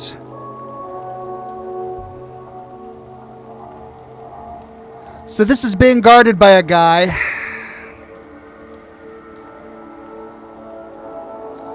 If I could get past him, I can use my key card to get in there.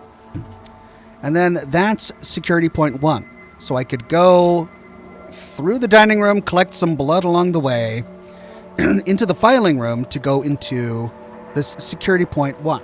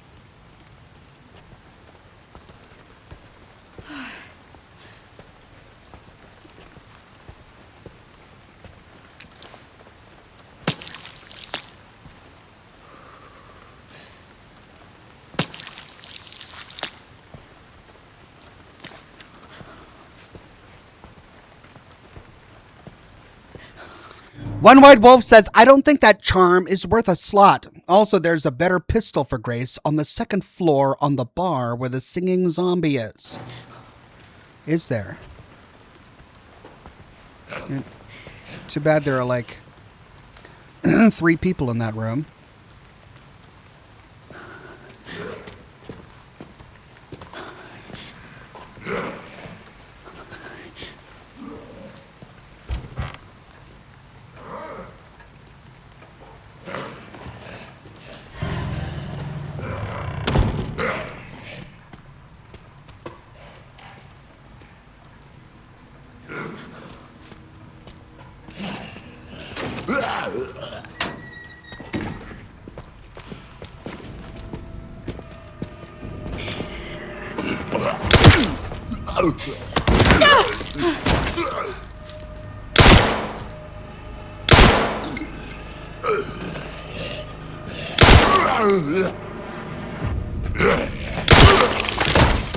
Four rounds? God.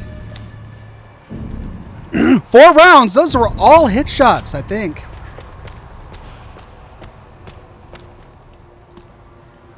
Four rounds to kill one guy? All right, what we got? Oh, yes. Oh, yes. Yay! Yay! Okay. Happy times, happy times.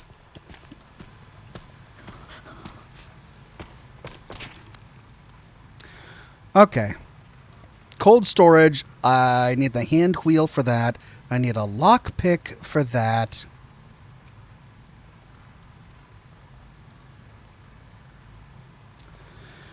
How do I go to the... Oh. Bar and lounge. There's an antique coin in the lounge.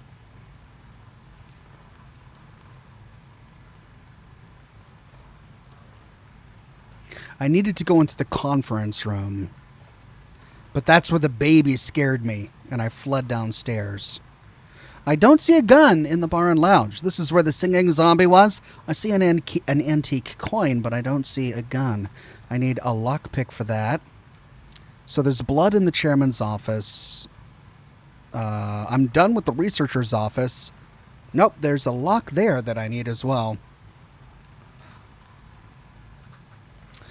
Done with 202, done with 203. And I haven't explored the rest. So, let's see. If I can't go in there... I could go in there. It's just blocked. And I do have enough ammunition to kill that guy. It's just a lot. Have I tried... I haven't tried that. That door's locked, but I could go around behind it. The problem is that the baby is this way. I'd have to go through the baby.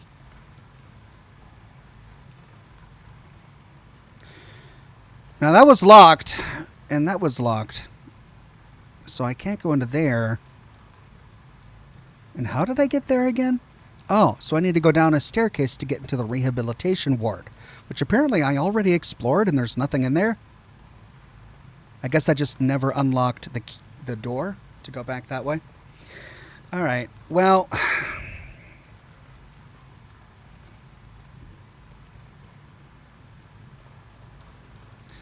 Looks like no matter what I do, I got to go this way because the isolation ward is this way, and I got to go there, and the waiting room is this way, and I got to go there.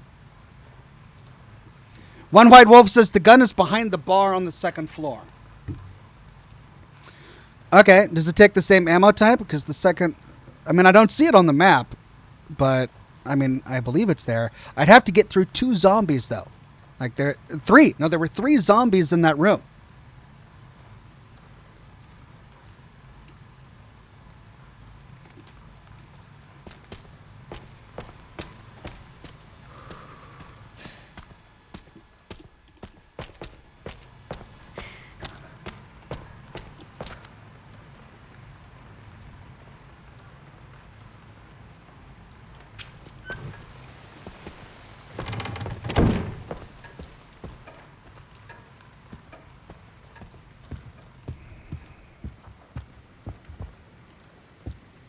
I mean, I could try it, but...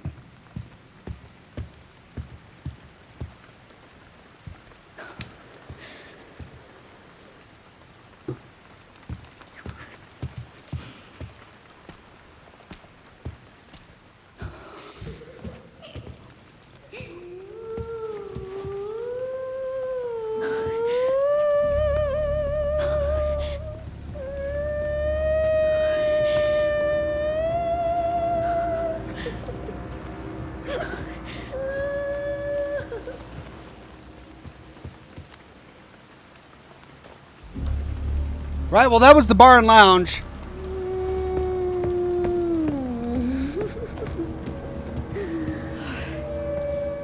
Oh, this was a dead end, I remember.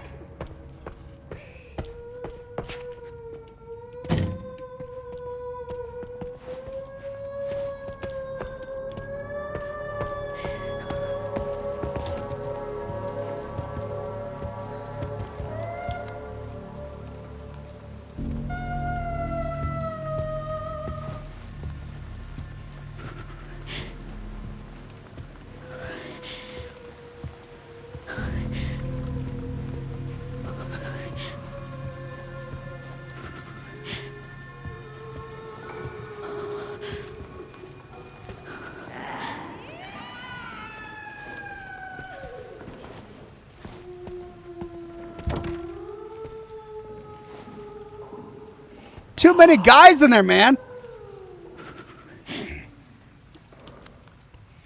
There's just way too many guys in that room, and I don't have enough ammo. I could try and sneak back into this room and explore the gallery. I can't get into the kitchenette. That door is locked from the other side.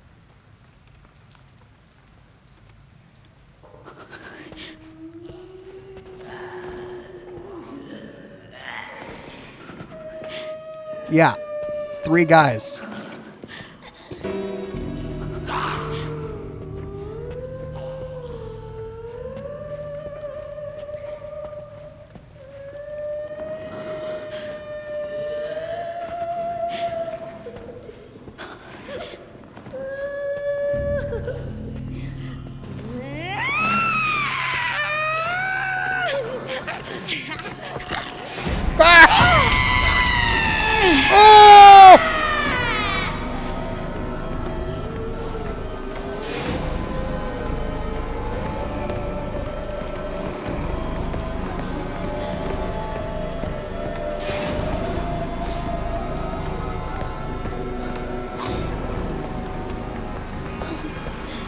Run get out of here. Run away. I don't care. I don't even care. I'm going.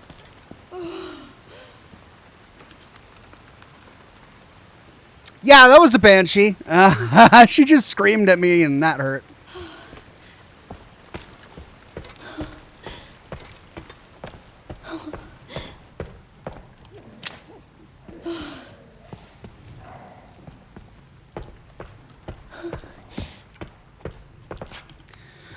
Okay, well, I could go down here to the garage. I'll probably find some stuff over there.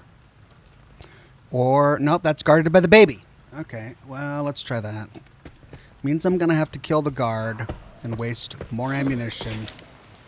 But I got 7 rounds.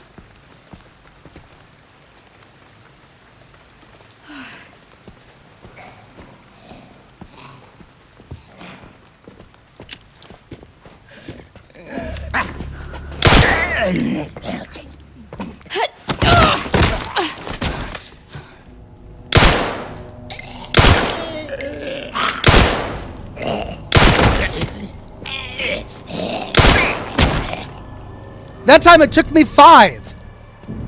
I guess one of them wasn't a true headshot.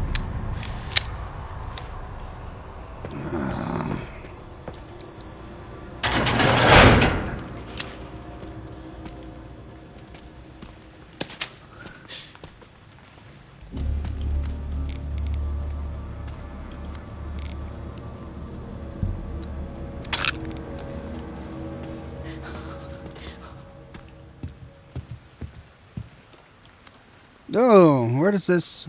Oh, okay. Hey! Oh, finally. Yay.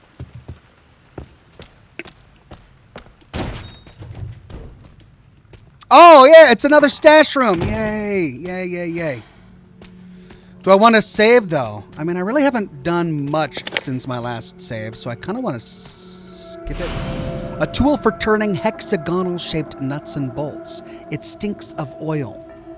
Weren't there hexagonal-shaped nuts and bolts in the corpse?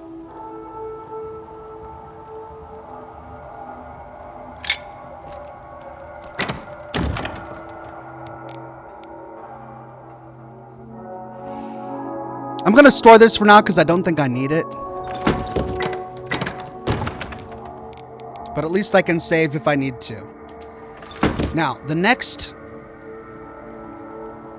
door that I need to unlock is down... Well, I'd hate to run into a door and not have a key on me. Plus, I've got space now, so I'll keep that on me. Wrench. God, I don't know when I'm going to need that. Hey, lockpick. Scrap.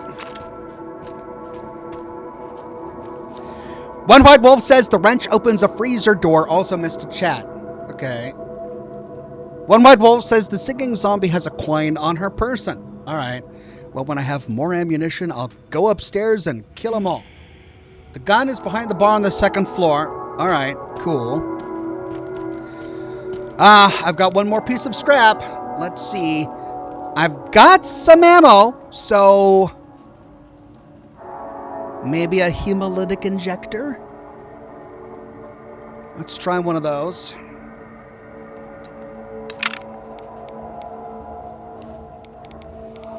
And a lockpick. I'm gonna need to get rid of that lockpick ASAP so it's not taking up space. And I can do that by going up to the simple lock over there by retracing my steps. Or maybe there's a lock in the garage.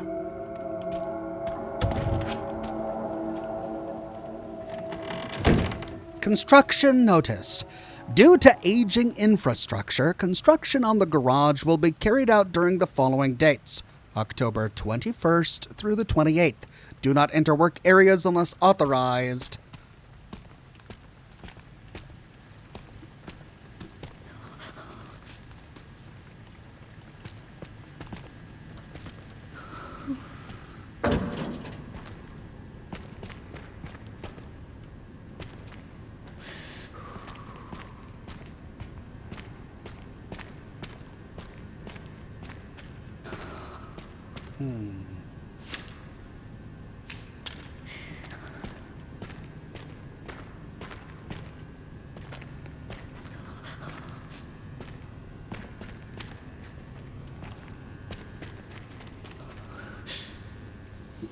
Yeah, they're setting up a chase scene. They're going to have something nasty that I'm going to have to run from.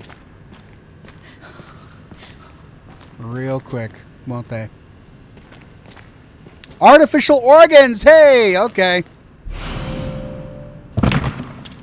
Well, we know where that goes. Okay. Yeah. 15 rounds.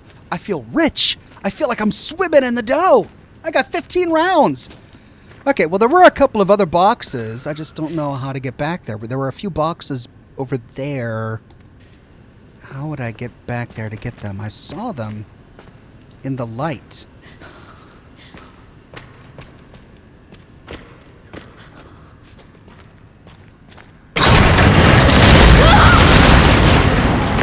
What the fuck?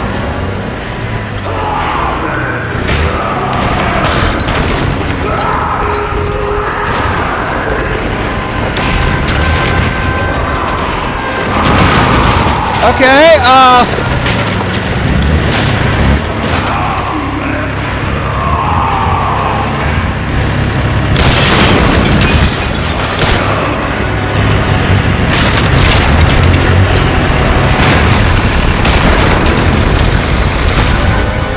Give me a fucking break. well. Okay, I did that. That was something there.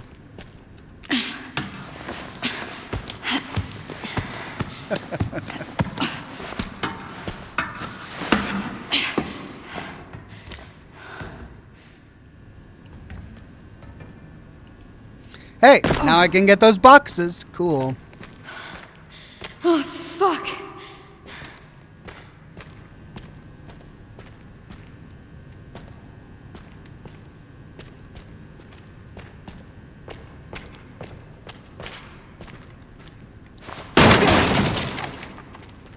Oh, yeah. Oh, yeah. A net gain of 3 rounds. Okay, garage done. I need to use the lockpick there. I need to go all the way over here and use the organ in the blood lab. One White Wolf says, first Ethan in Resident Evil 7 with Jack Baker doing donuts in the garage. Now this, what is it with zombies and flooring it in garages? It's one of those basic instincts. Even if you're the undead, you find yourself behind the wheel and a foot on the pedal, you gotta slam on the accelerator. It's just nature.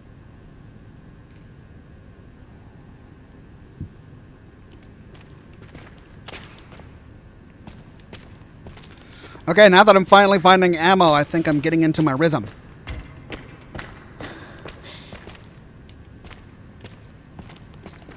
God, how did it even come out of there?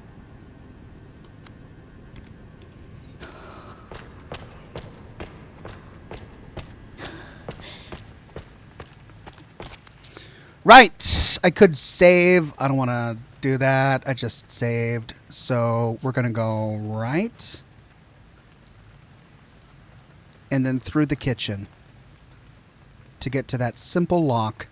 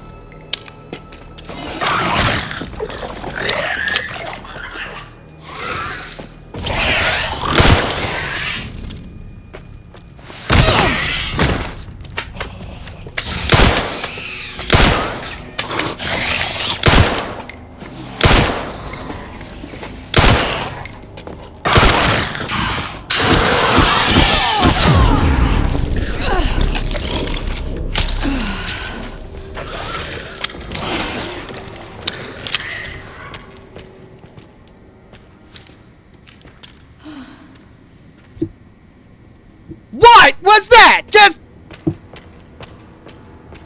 I was so excited to have all of this ammo, and then that happened. Whatever that was.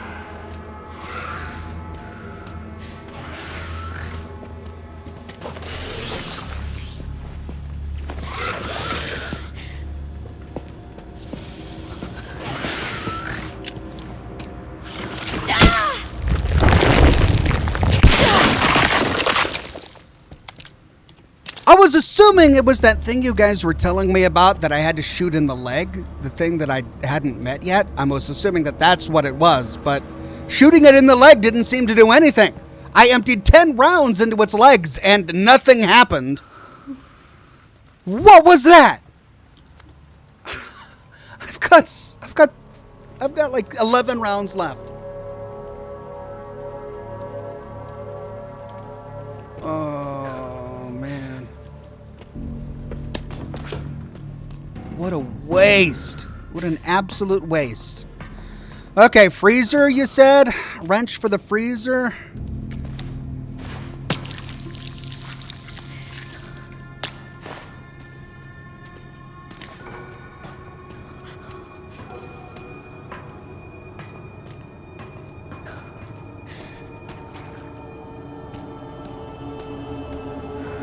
Well, I didn't see a freezer.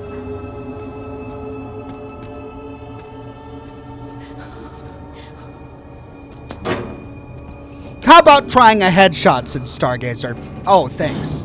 Thanks. Because I didn't think of that on my own. No, I totally went for the knees because that's what I thought was the best thing. Because it's not like the chat told me to go for the knees. Because I haven't been trying headshots on literally every enemy this entire game. I'm not upset. I'm so glad you guys are here. I'm not angry. I'm really not.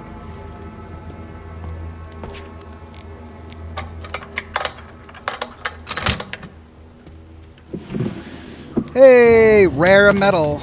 Again. Well, it's gonna be rare metal so I can make one bullet for a gun that takes up an entire inventory slot, which is what the point. Ooh, cigars. Can I take the cigars? Now here's something bad. Okay. Well, I've got this wrench.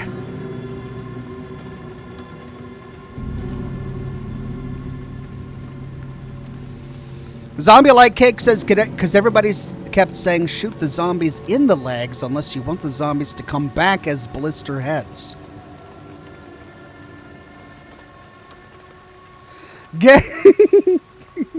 Gary says, did you forget to take your medication? All right, I deserve that. I deserve that. Knee shots momentarily hobble a zombie, then you run for it. All right, well. So how do I prevent that from happening? What just happened with that crazy crabhead creature? How do I prevent that from happening? Because that sucked.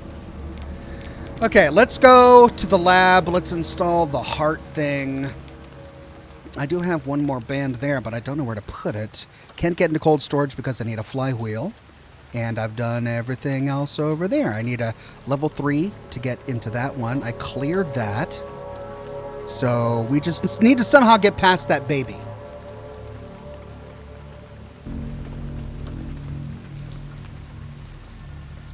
Clelbig says, don't kill them.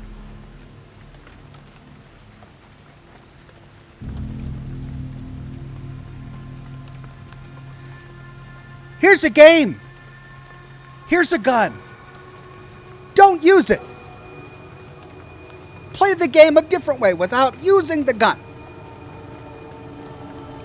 So this is a game of limited inventory space and ammunition management, where the way I'm supposed to play it is to shoot knees, which doesn't permanently kill the enemy, but just allows me to escape the enemy momentarily, meaning that if I ever want to run by again, I have to use another bullet to shoot it in the knee again. That's just annoying. Oh, it's the examination room. All right, just...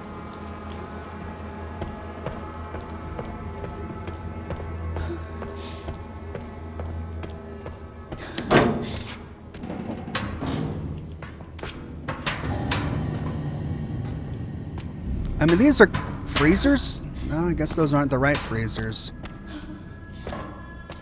Is there a freezer in here?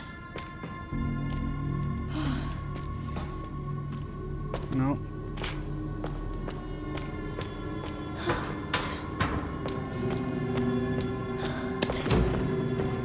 God, it's just blood absolutely everywhere.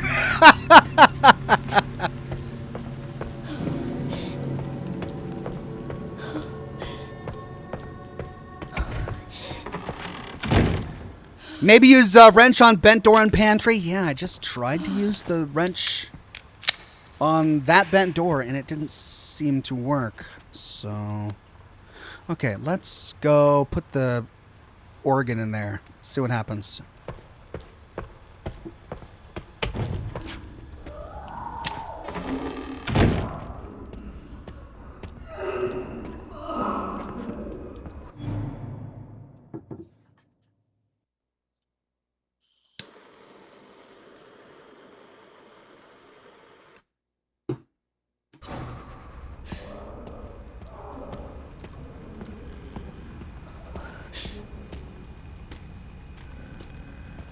What? What? What? Where did he come from?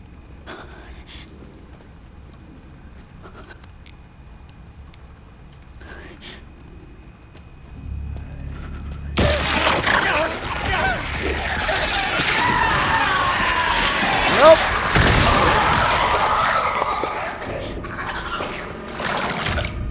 Nope, nope, nope, nope, nope.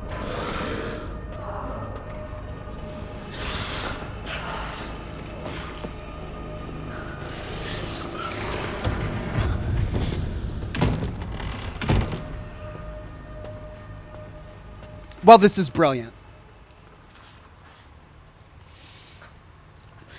Now, I've got all of these head crab guys just jumping up everywhere, and I've got 8 rounds. Use the wrench on the... Oh, on the door that had the cold storage. Not the freezer, cold storage. Oh, I see. Okay, yeah, I can do that.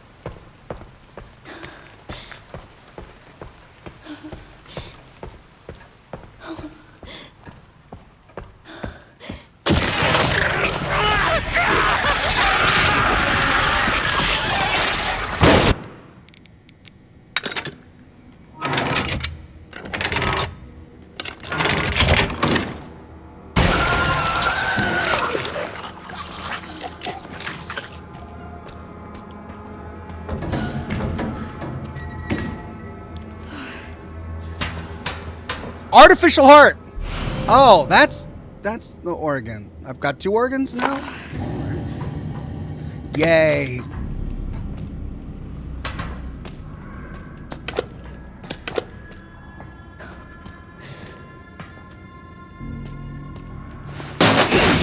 Yay. 5.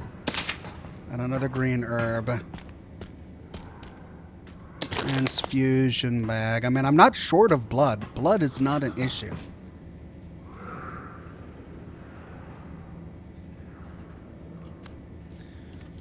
Okay, I gotta figure out what I need to do. Because I now can't explore freely if I know that's gonna happen wherever I go. There's a giant baby in the hallway over here blocking my path to the waiting room and to the isolation ward. I either have to sneak past him or craft 3 of those hypolytic converters to kill it, which I don't have enough scrap metal for that, so that's off the table. I need to go into this room to install the organs in the corpse for some reason, and I don't know what that reason is. It might just make the corpse jump up and kill me, which I wouldn't be surprised at this point. Then there's upstairs. We've got a gallery here I don't know how to get into. Right across from the chairman's office. I could try to get into there. To do that, I'd have to sneak through the bar and lounge where we have 3 zombies in here, one of which is a banshee, and don't have enough rounds to deal with that. I can't get into here. Don't know how to do that yet. And looks like there's a staircase going down here leading back to the central hall. And there's a conference room. This is where the baby popped out originally. So I could try to find a way to get back there and explore that room. If I can remember how I got there to begin with. Oh, it was because he chased me down these stairs.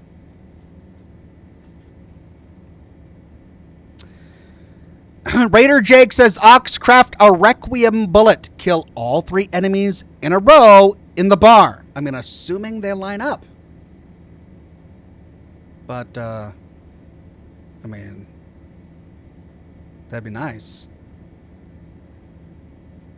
Maybe I should do that.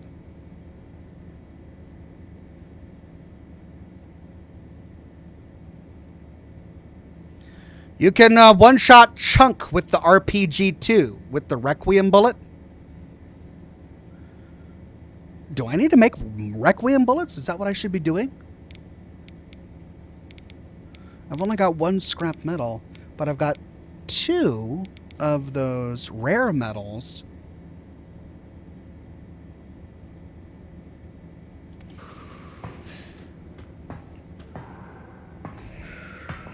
But I'm in a position right now. I'm in a bit of a pickle. Now my path is blocked by one of those head crabs. And either I can run past it, but they run fast themselves, or I can try and go upstairs, or I can sneak past it.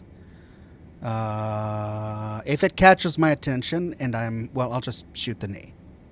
Okay, so the plan is to get back to a safe room so I can craft some Requiem ammo. And that means either, it's equidistant really, so I should really just go to the guard's office. Okay.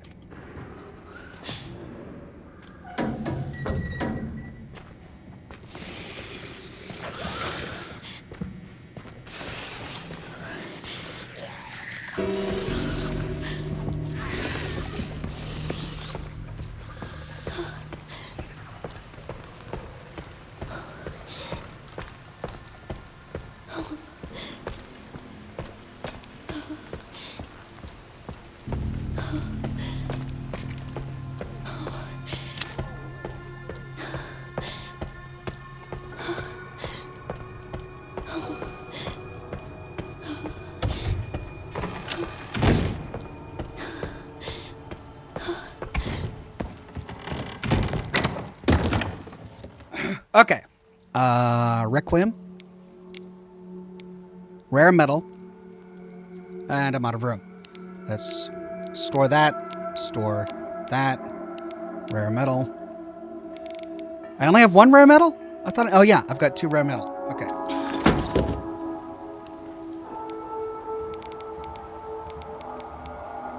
How do I make a Requiem bullet with rare metal?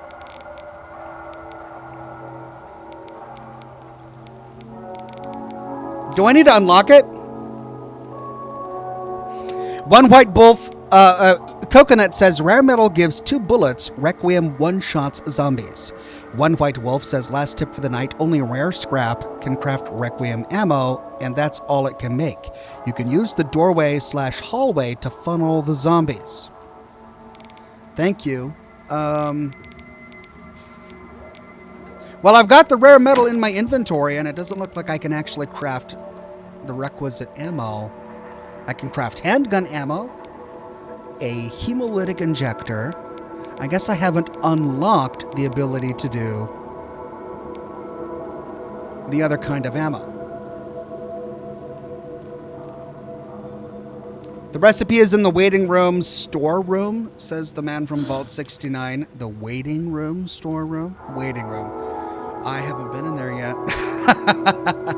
Crap! And I have to get past the baby to get there. All right, well, does the Requiem one-shot the baby? Because I do have 1 bullet. I've got 1 bullet for the Requiem.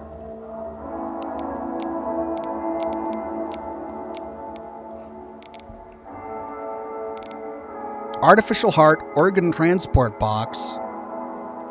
Heavy with ready-to-go samples. Artificial heart functions as a heart when implanted in the body. So I've got a heartness and a couple of other organs.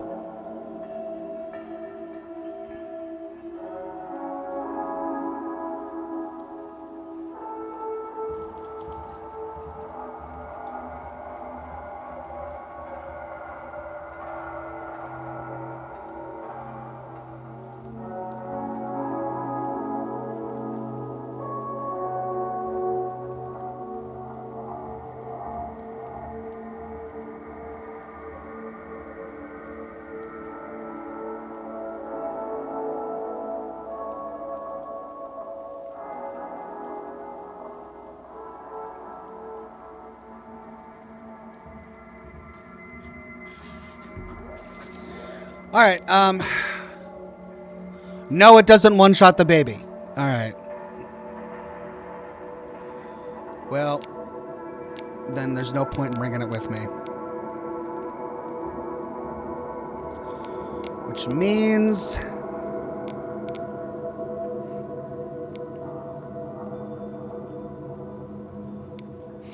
I should use my scrap to make more bullets. Or a hemolytic injector. Let's make more bullets.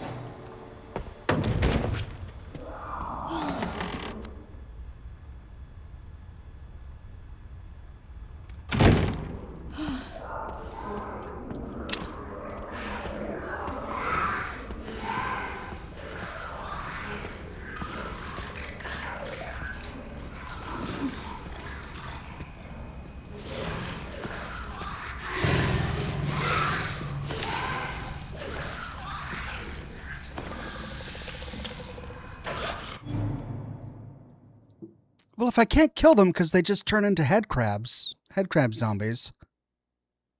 I mean, this is a great example of needing to kill them because I have to spend time in this room implanting the organs in the corpse. But they're in this room, and just knocking out their knees and avoiding them doesn't work in this case because I still have to spend time in this room.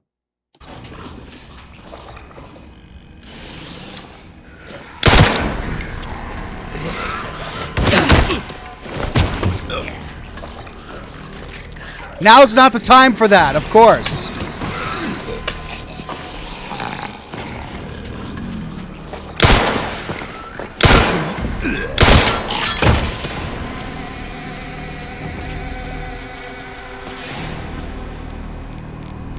Okay,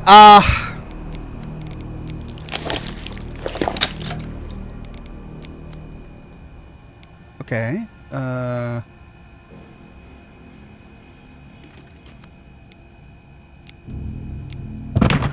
I guess I need to open it.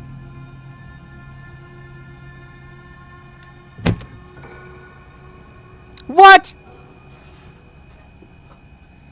What? Alright.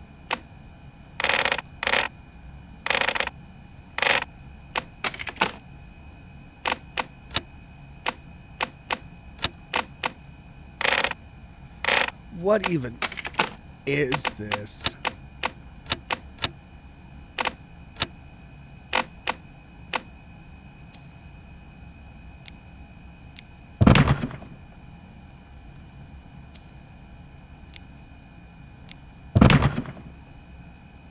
Oh, come on.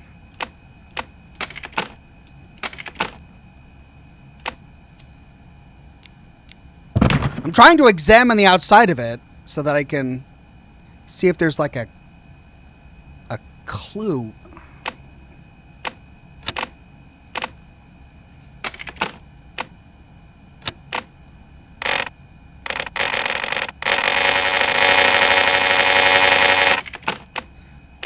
Whatever this is, stupid.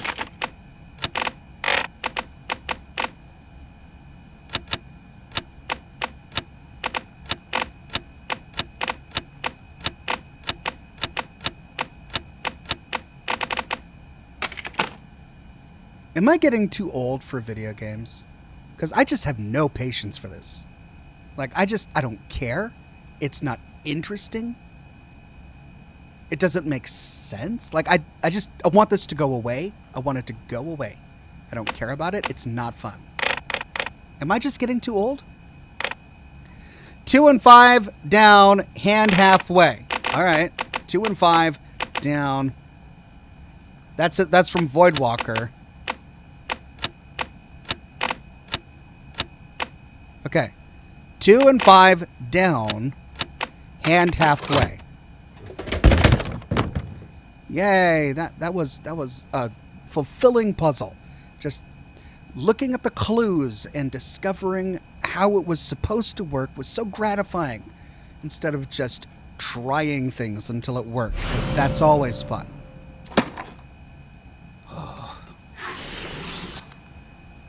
Will he fight for me?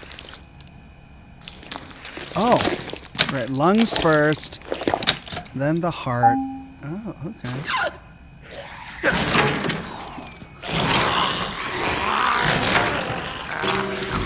Fight for me! Of course it gets up. Fight for me, zombie! Be my servant! What? What was the point of that?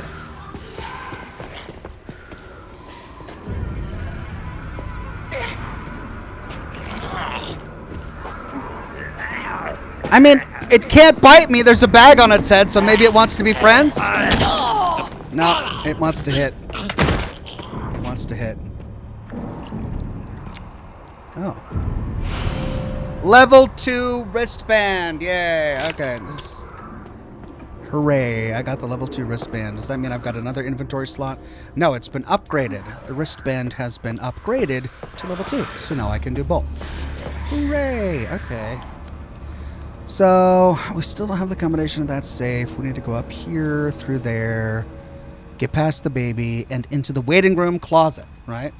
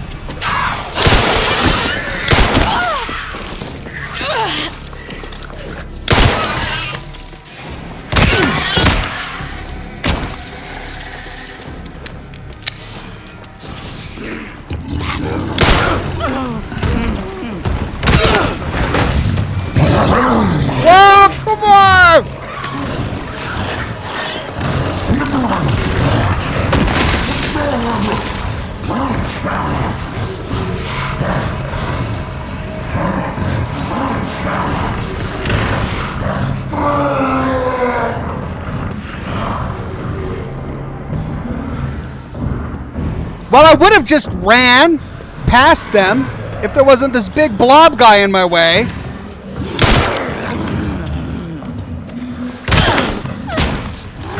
Now I gotta do that again.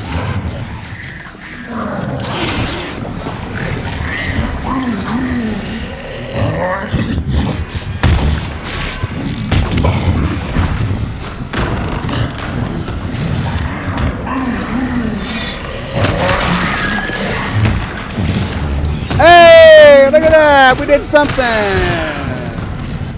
Okay, so let's try and get to the waiting room through there. I could open up to the isolation ward.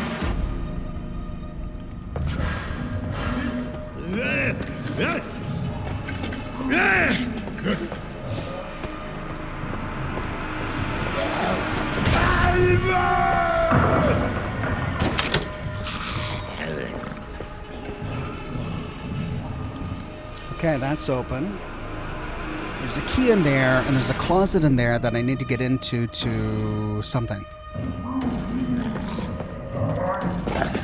Shut up!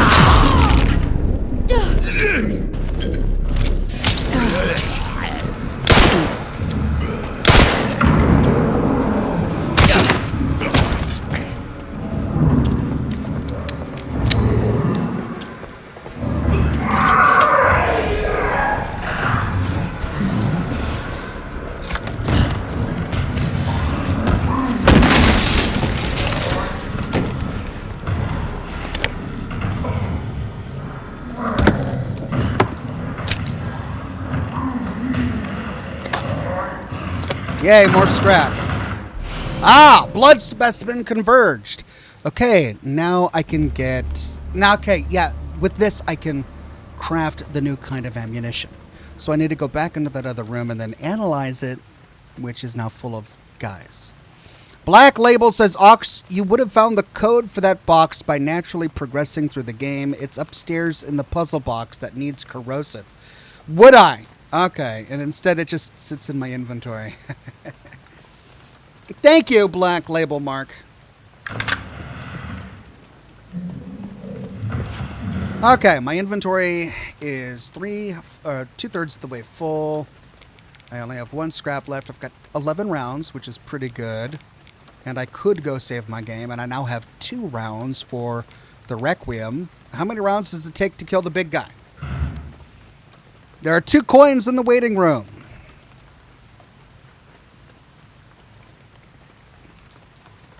I need to get into the blood lab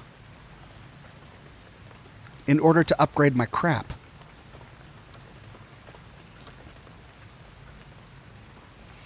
And I now have the key card necessary to get into the isolation ward.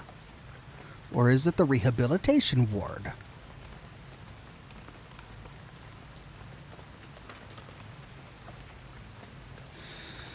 Well, let's see if I can run around and get those coins. Now that I've unlocked this door, it's going to make things so much easier because I've got more than one way. So I can kite the big baby guy around. Quiet!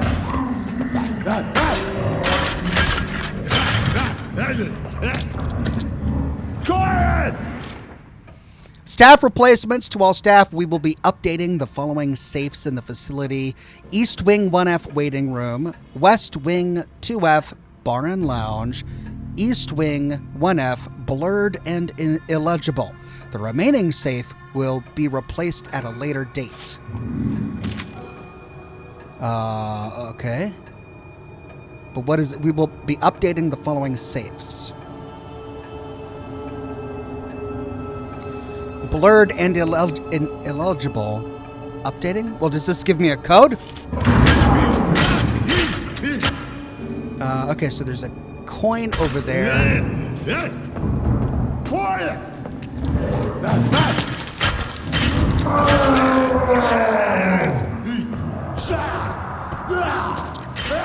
Okay, got the coin. I probably have a lot of coins now. Let's see if we can get to the blood lab.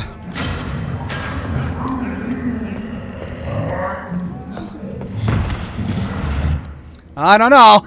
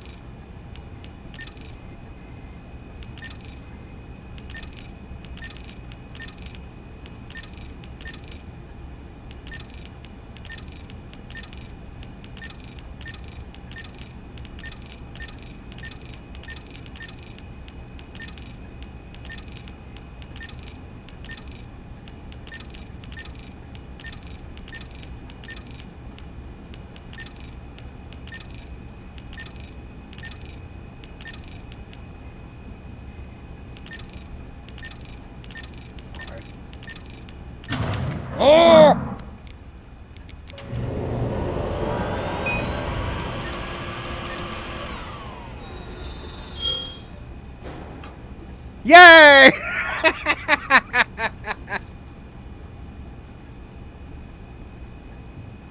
Okay, med injector and ammunition.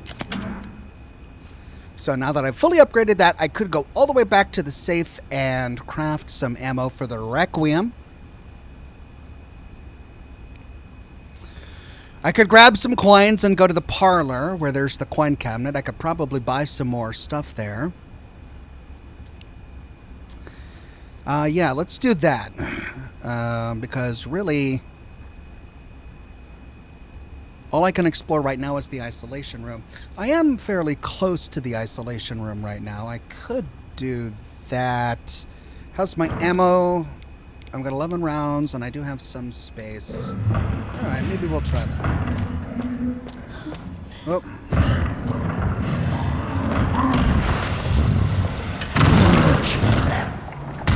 Did he kill those guys for me? Oh, cool. Did he kill? I think he killed those guys for me. All right. Well, since he's going that way, I'm going to go the other way.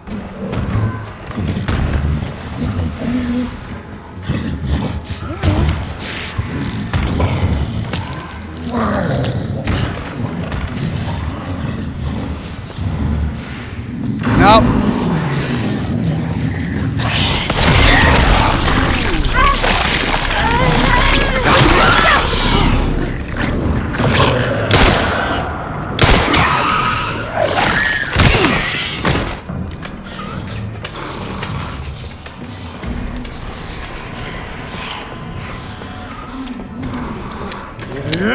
Die!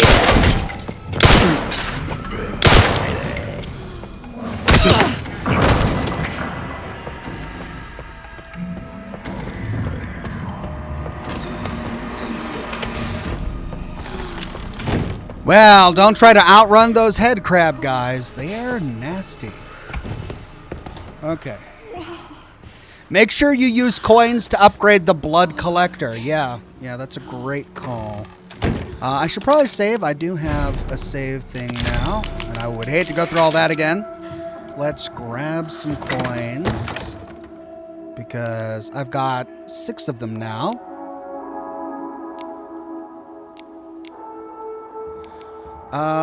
Let's store that. Let's see. I'll bring the rare metal with me because I assume we'll be able to craft those. Empty injector. What's that again? What was that? Empty. That's for use it to make steroids or stabilizers. So I need an empty injector to make a steroid. Let's take that and that with me. So if I were to go to crafting and I wanted to do, yeah, that's what it is. So it requires metal and blood.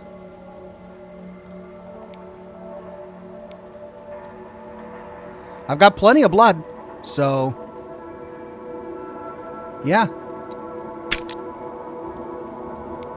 Then I can just go get a blood pack.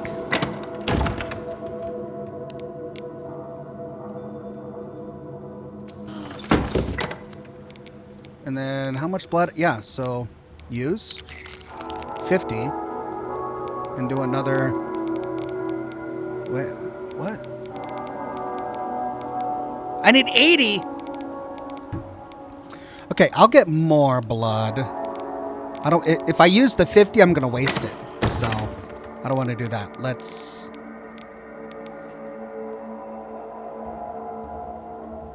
Because that's 80. And if I use that, I'm going to waste it. So I'll bring that with me.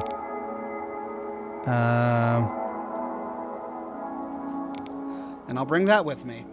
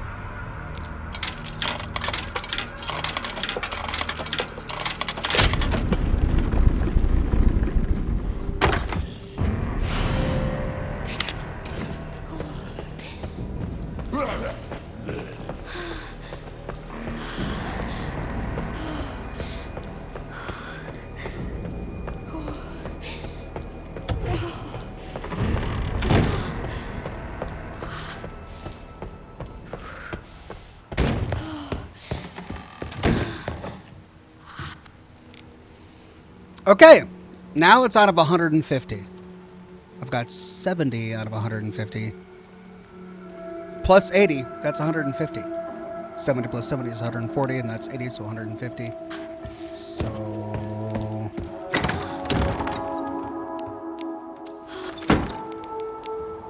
perfect. So the big question is, what do I spend it on?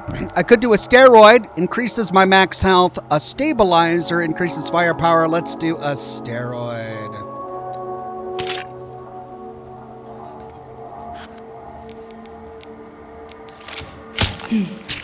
That's better. I'm fine.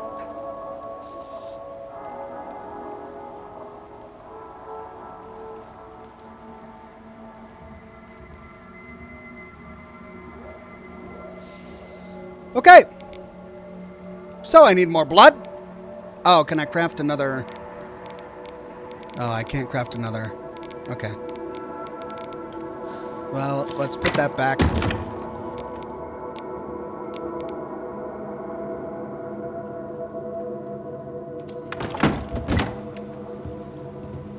I should have saved my ink cartridge. How much is it? How much blood is it for... It's not that bad. I've got a ton of ink ribbons. Oh, wait, no, I've got a ton of ink ribbon tins. I'll go ahead and save.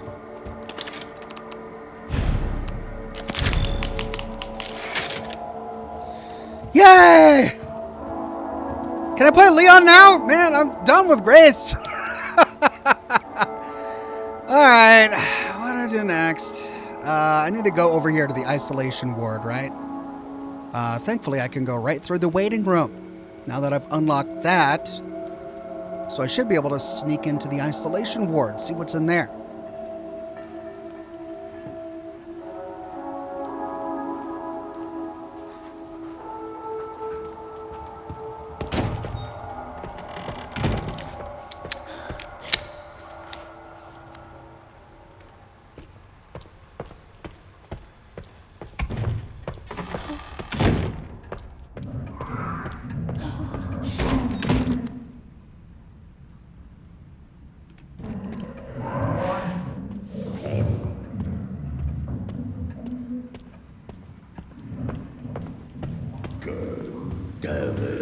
Quiet!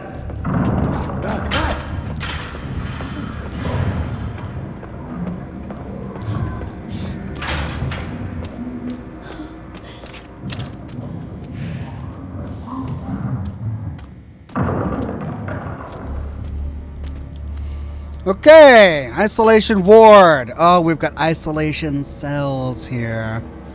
And a security manager's office.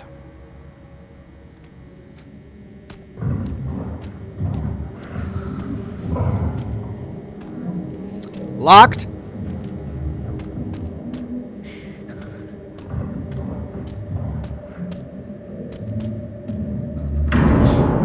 Barricaded.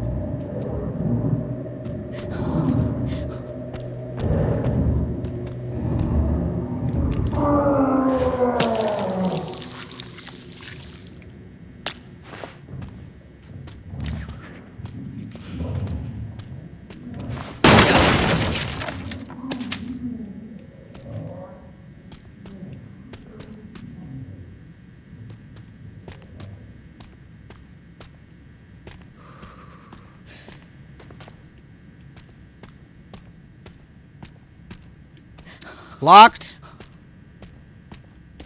Locked. Oh. Someone had a final stand here.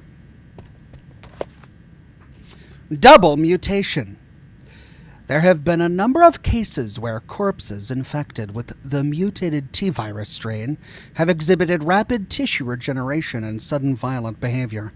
Analysis of the enlarged tumor that formed on the heads of these patients revealed a sudden change in red blood cell patterns, consistent with the pattern found in urine tests.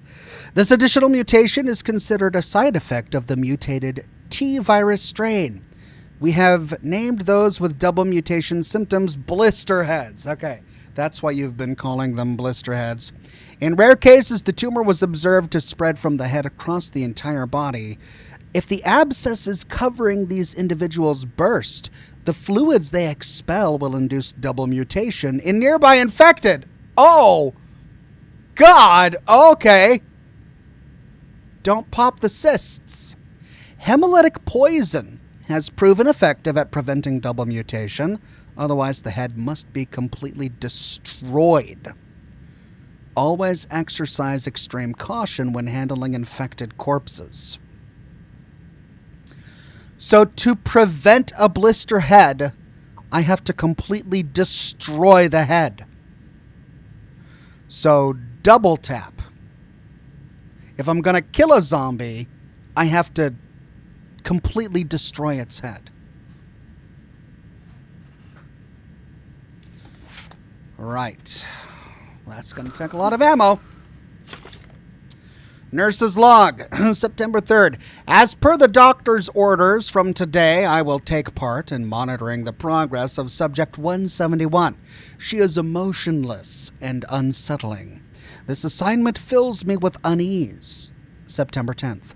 Subject 171 is blind and requires a lot of assistance. I felt sorry for her and tried to offer some comfort by stroking her hair, but as always, received no reaction. Such an unnerving child. I just want to go home and shower. September 24th. For some reason, the security manager joined me today He asked Subject 171 2 or 3 questions about blood, but of course a child wouldn't know how to respond. What a strange man. So, Subject 171 is her name. Security manager's office. Hey, more scrap metal. Yeah.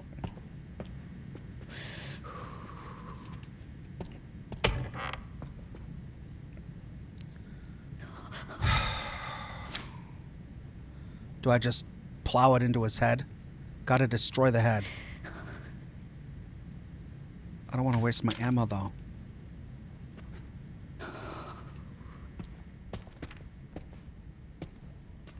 He's dead. Star. Oh, this must be it. Moon, sun.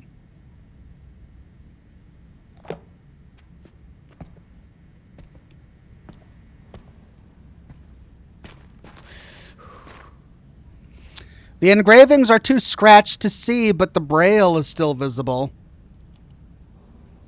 Can anyone read braille? Can't tell which button's which. Braille.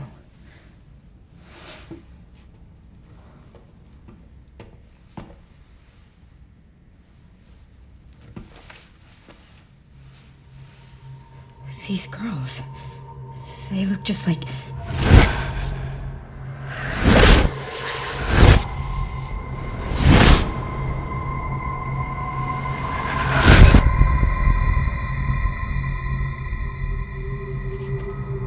You're the one that locked her up.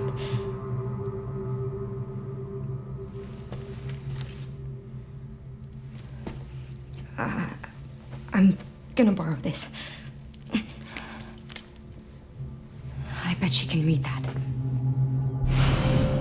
An ID wristband used in the care center grants clearance for all levels. Take the child to the puzzle box. Hey. Okay. Star, moon, sun. Star, moon, sun. Where was that?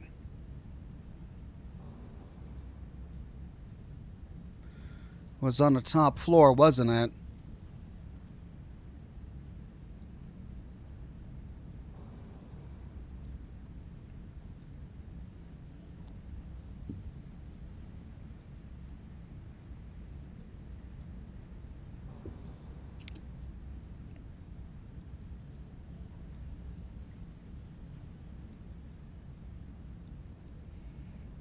No, it wasn't. It was on a... Oh, was it that? In the lead researcher's office? I don't remember where that was. Star, moon, sun. I'm just going to have to remember that because I don't remember where to go for that. But we need to get the little girl and bring her over here. How are we going to do that? Dally Tem, a member for 30 months, says, Hey, Ox, I was wondering if you could make your own Fallout game like New Vegas. Where would you choose to have it take place? Yeah, you know, I get asked this question a lot. I'd love to see a game in the Pacific Northwest. I'd love to see a game in annexed Canada. I'd love to go someplace that the games haven't already gone.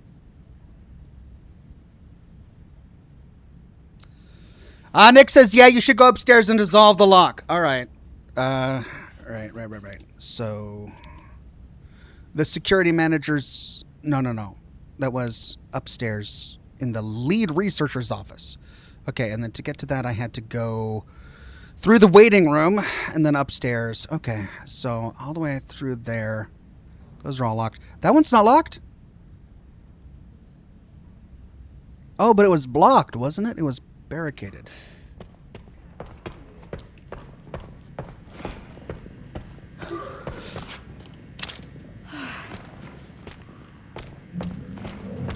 No, it's open now. Oh, it's open now. It wasn't open then. It's open now. Oh.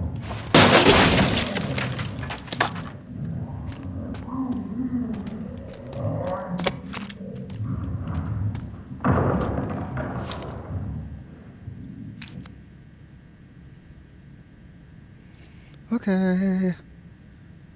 I need to go down, and then up.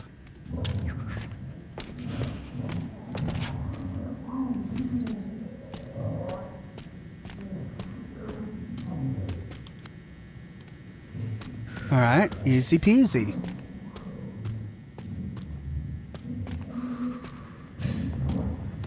So then left, and then left.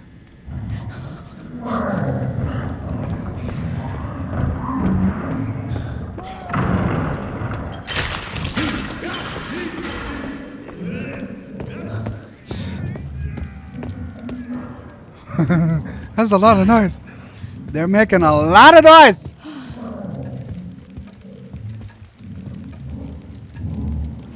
Okay, so the note said that there's some sort of corrosive inside the conference room that I need to get in order to remove the lock on that. And I've got 3 corpses up here. Do I destroy the heads? I should destroy the heads. Do I spend time destroying these heads? Wasting my precious ammo.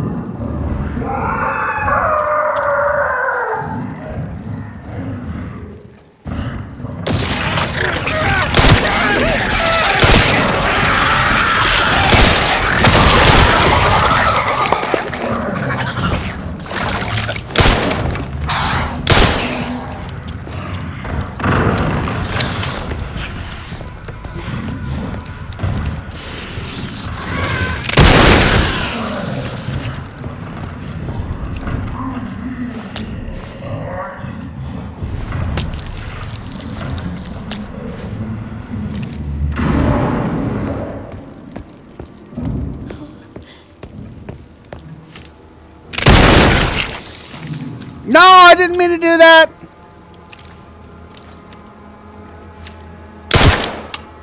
But it didn't get destroyed. I used a big bullet on it and it didn't get destroyed. How do you destroy the heads to keep them from becoming those things? See, that head is destroyed. How do you...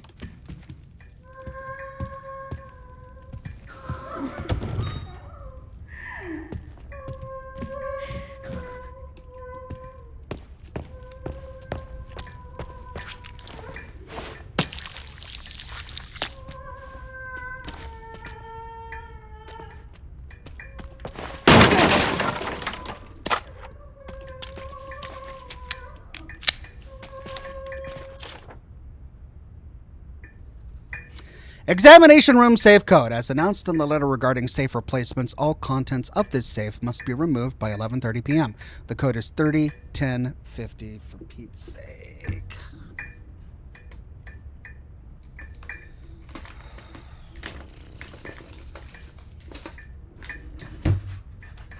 Right 30, left 10, right 50. Someone remember that for me? I don't seem to find a pen.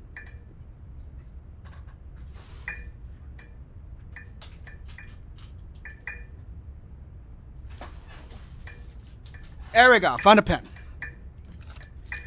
30.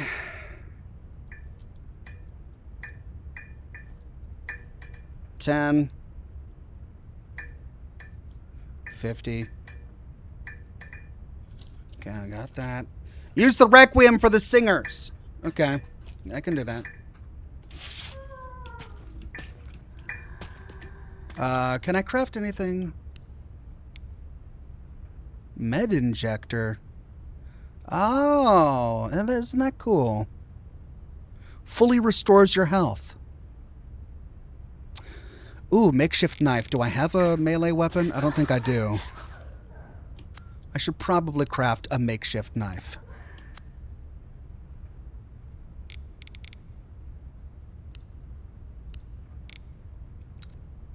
That's 2 scrap. That's 2 scrap. I've got 3 scrap. It's in your files, Ox. Oh, yay. Oh, thank God. Somewhere in my files.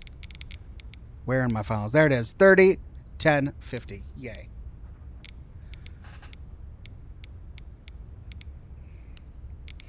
I could do a hemolytic injector. That's a one-hit kill as well.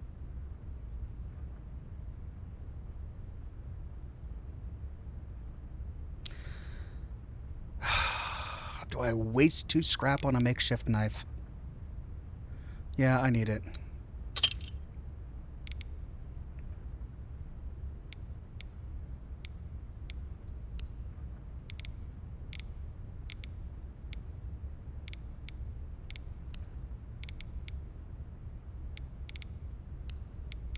I've got 14 rounds.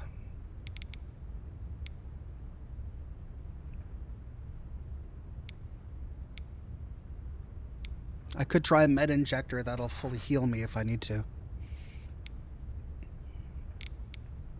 But I also need this for offense. Oh well, I'll do a med injector.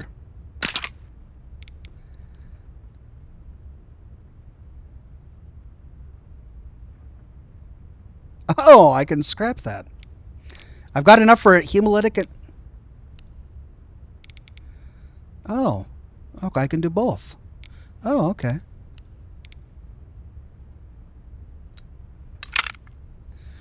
All right. Okay, so I've got 2 left.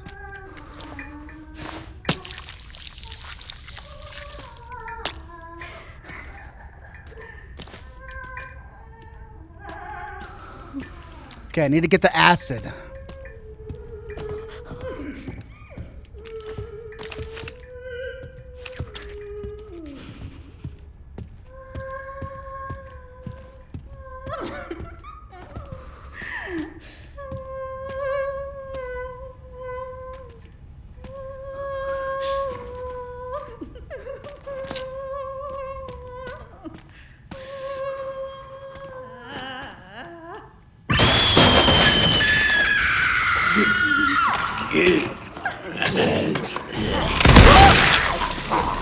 Oh, what the fuck?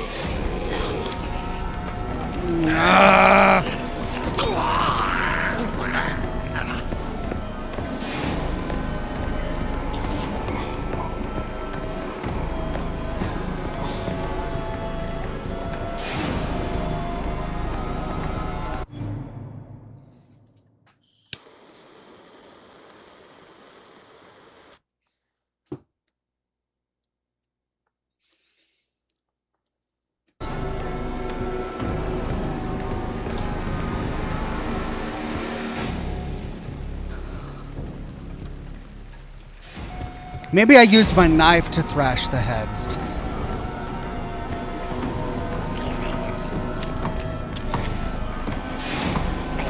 Proceed.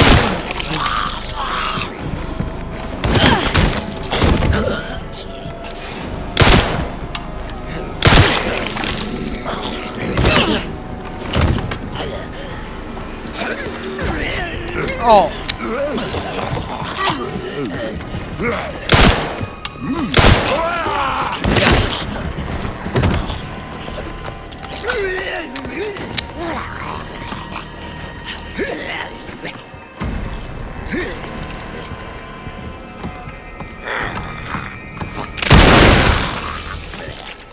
How's that for alignment? How is that for alignment, ladies and gentlemen? 3 with 1 shot. Yeah, I'm kind of sad. Wait, what is that? Oh, I can destroy the heads using the hemolytic injector. That prevents them from becoming... Oh, that's how it's done. I can't destroy the heads. That's how I do it? Oh my god. Med injector? What? What does the med injector do? I thought the med injector was for me. Oh, a hunting knife. I shouldn't have done the stupid scrap thing. Well... So, why does it say... Okay, so I need that to destroy the heads so they don't come back. Oh, that's loot under there. Okay. That's a lot. 3. 3 hemolytic injectors just to keep them from coming back.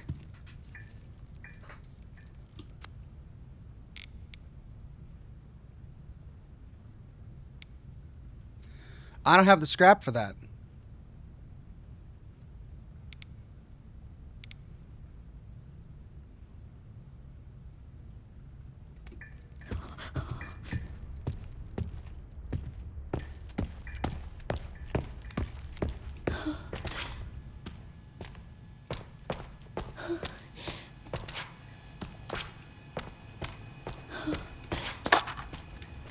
Oh, yeah.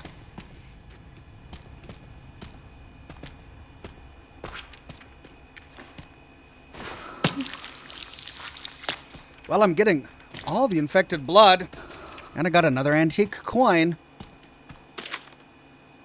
Patient medical records, Martin Lee case, symptoms auditory sensitivity. Following an experiment with an overdose of Zypreviol, the subject started to have auditory hallucinations and became aggressive and difficult to control. The subject exhibits erratic behavior when exposed to loud noises. Subject Eileen Zimmerson, symptoms persistent vocalization and wandering. The surgical removal of some cranial nerves resulted in a type of histrionic personality disorder that can only be described as main character syndrome. The patient continues to wander around the care center singing. Subject Selena Corey, persistent vocalization and wandering. Her symptoms are more pronounced than Zimmerson's. She often puts on performances in the West Wing's bar and lounge, as if she's competing with her rival. There's the acid. And I don't have room for it.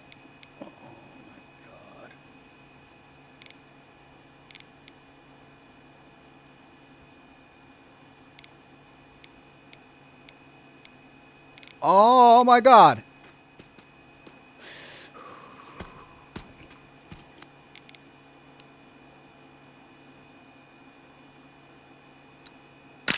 Nice. I could scrap one of the knives. Not to be taken. Too bad. I'm taking it. This'll do. Okay, so we use that on the safe.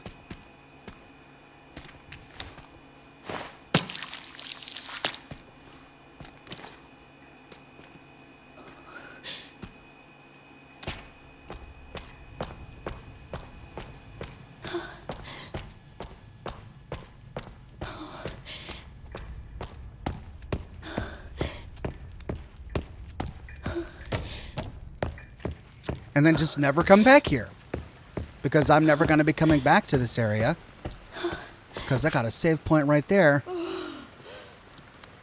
Am I wounded? Why is she going... I think she's just suffering from anxiety or something. Okay, so we'll use... the corrosive...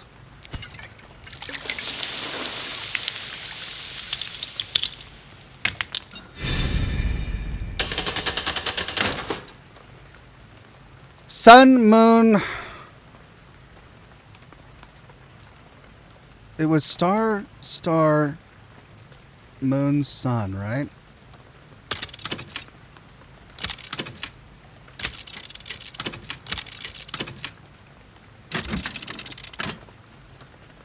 Sun, sun, moon, star.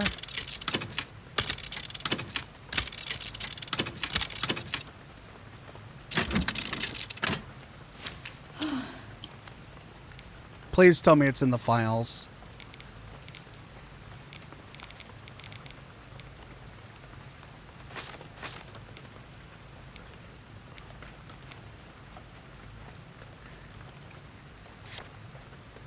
Sun, something, moon. I can't tell the difference between the sun and the star. Can I zoom in on that? Moon, sun, star, something, moon, sun.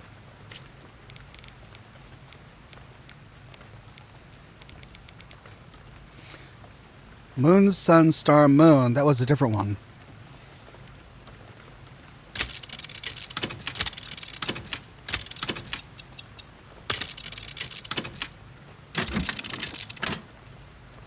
It looked like two suns.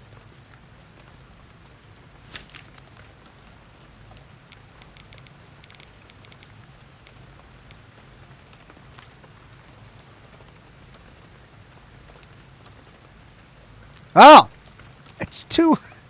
Moon, sun, star, moon.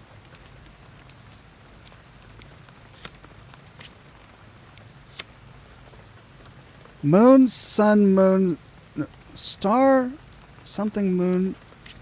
Why is it different in each one?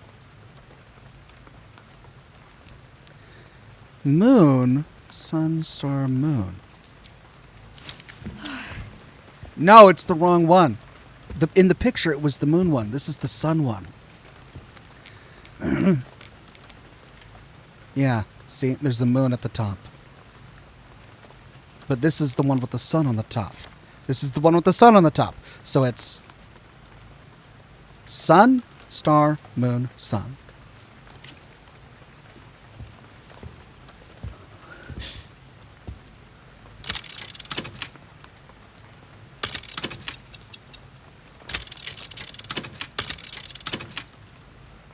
Come on! He's holding it. I did it right. Well, just because he's holding it, I guess, doesn't mean that the one is missing. We know that the last two are moon and sun. The one he is holding is star, right?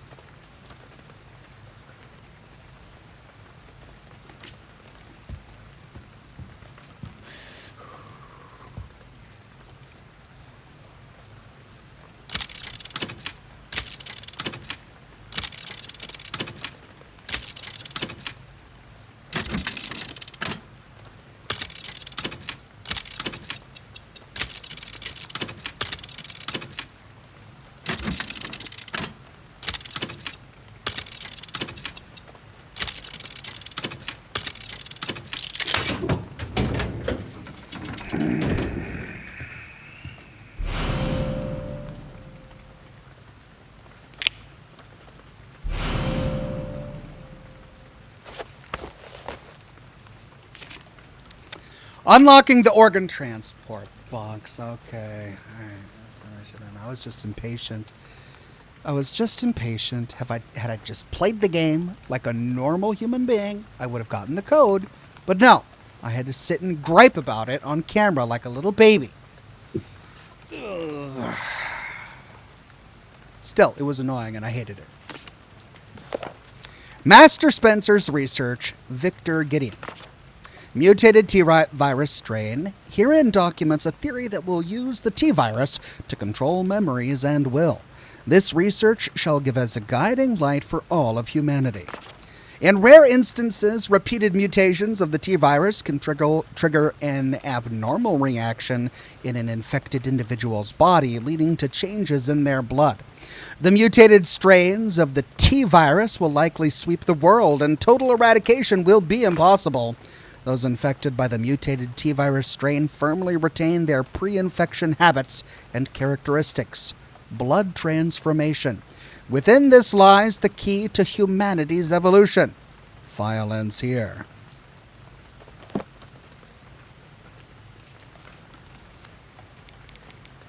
Oh, I don't have room for it. Do I need to take it? It's a physical object? It's not added to my files?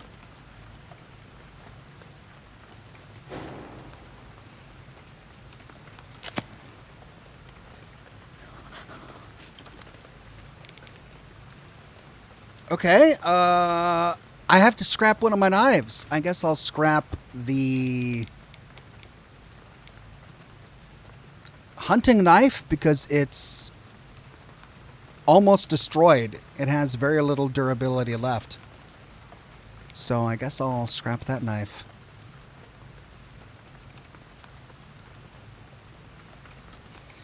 You don't need it anymore since you already did the box, says Plank Tank.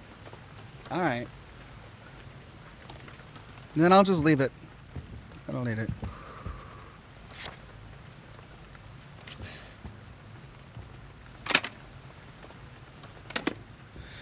Okay.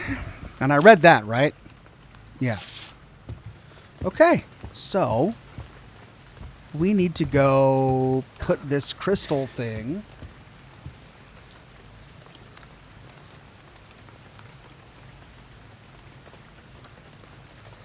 Yeah, your impatience also caused you to miss a cutscene. Did it really? Oh, my bad. My bad, everybody. All right, I need to get rid of the sun quartz, so I got to put it into that thing over there in the middle of the hall or whatever. And then I need to go to the bar. I really need another one of those guns.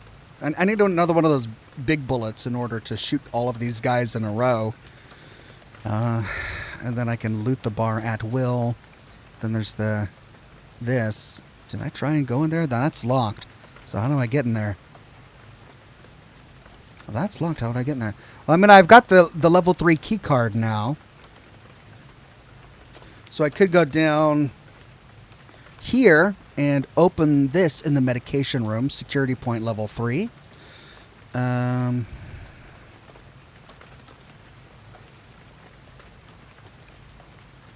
Crystal thing on the door, and then Emily, says chat. Oh, all right.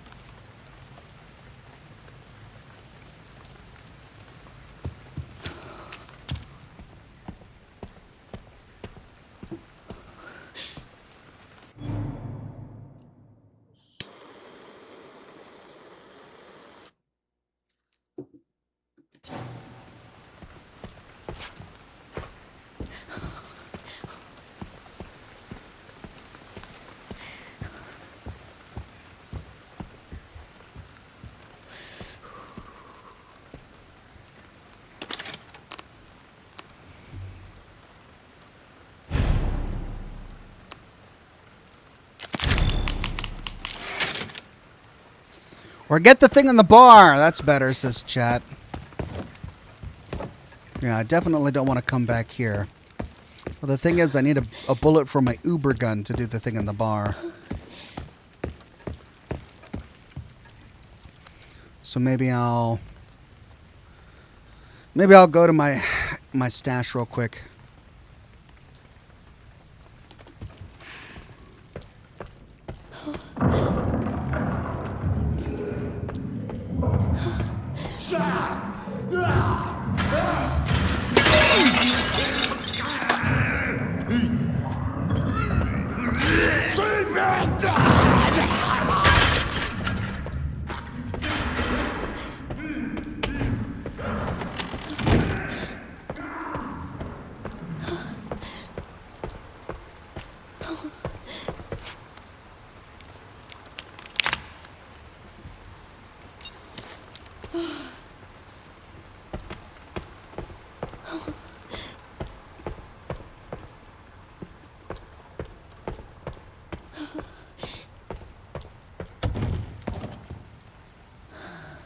Okay.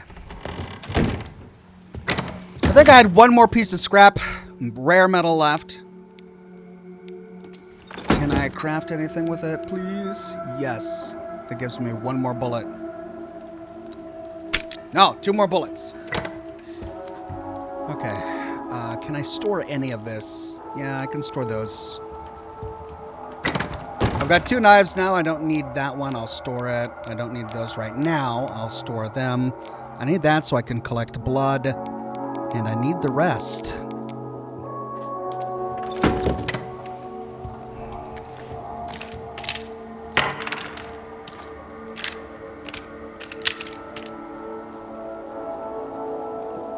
Anthony Fallout Diehard says, "Good night, Ox and guys. Gotta leave the stream early today, sadly, for the 60-hour work weeks. Have a great night and have fun." Well, thank you, Anthony. Have a satisfying time working. Sorry to hear that you've got such long working hours, but I hope that it all pays off in the end. Thanks for stopping by. Okay. The fastest way to the bar is... God, I don't remember. Parlor? No. It's over here.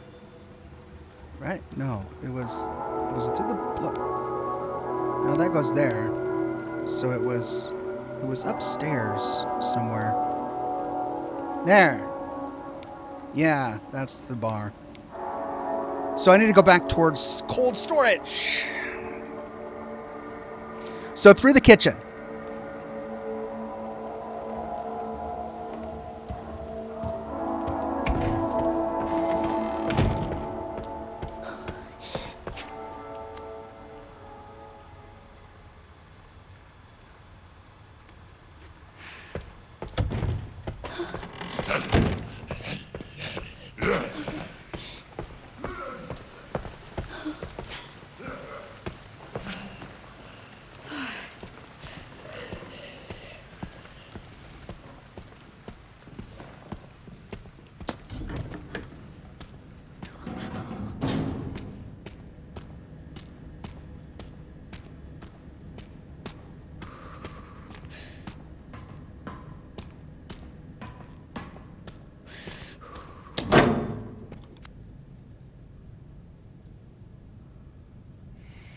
through the dining room. Oh, I guess I took the long way. Yeah, that was the long way. All right, so through the dining room and then upstairs.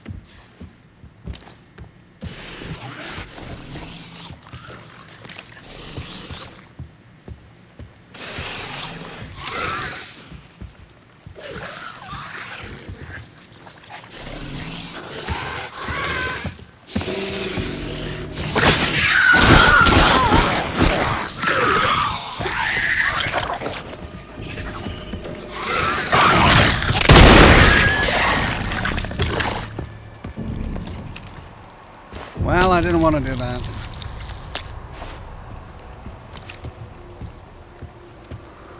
Still got one bullet left.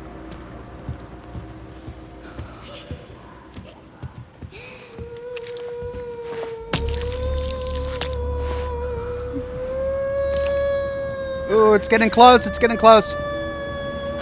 But I want to line them all up.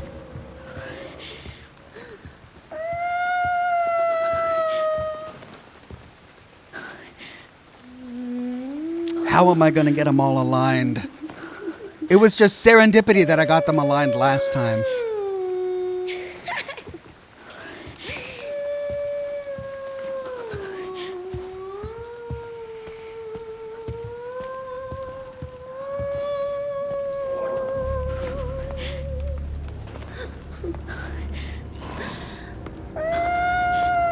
Main character syndrome.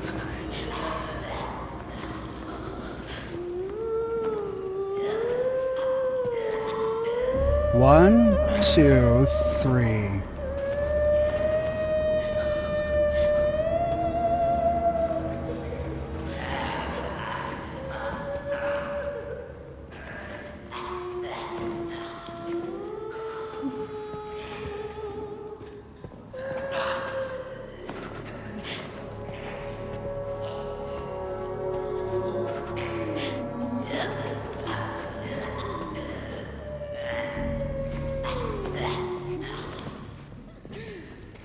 So I'm tempted to run around and aggro them and then drag them through this door, but the problem is that she's a banshee and her scream can stun me.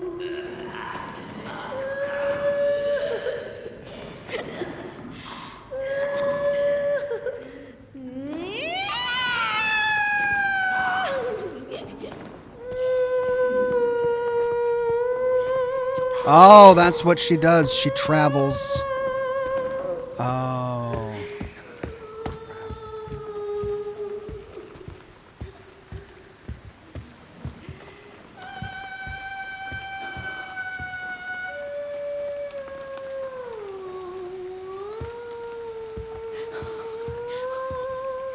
Well, I want them all to see me at the same time so that they're bunched up. So I'm going to wait for her to turn around and go back into that room. Then I'll show myself. Hopefully they'll all come towards me at the same time. And then I can kill them all in one shot. If it doesn't work, I can't try it again.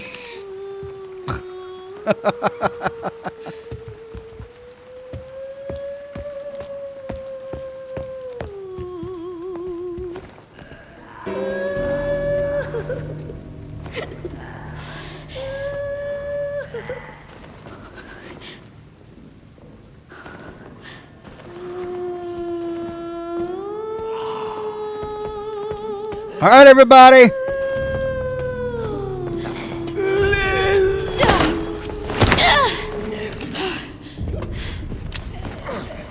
Hey, guys, I'm here. Oh, man.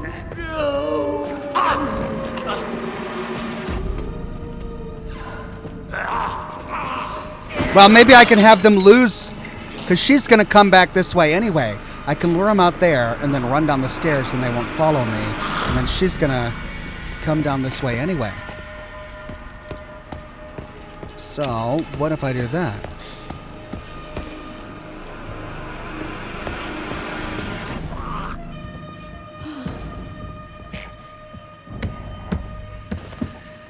They do come down the stairs. Oh, great.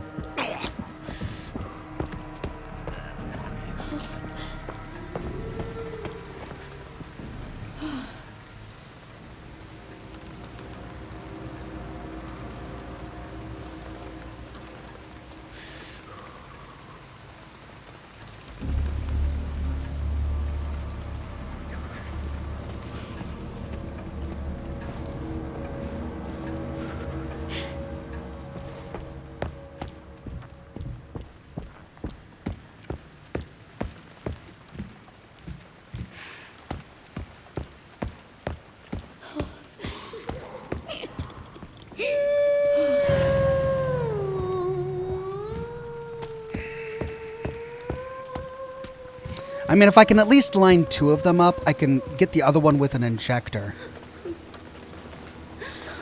You could have grabbed the gun real quick and ran, says Nick. Yeah, I don't know where it is. I'd have to look for it. It's behind the bar, you said? Can I craft another one? No, I can't. So I really only have these 2. So I do have to line up 2 of them at least.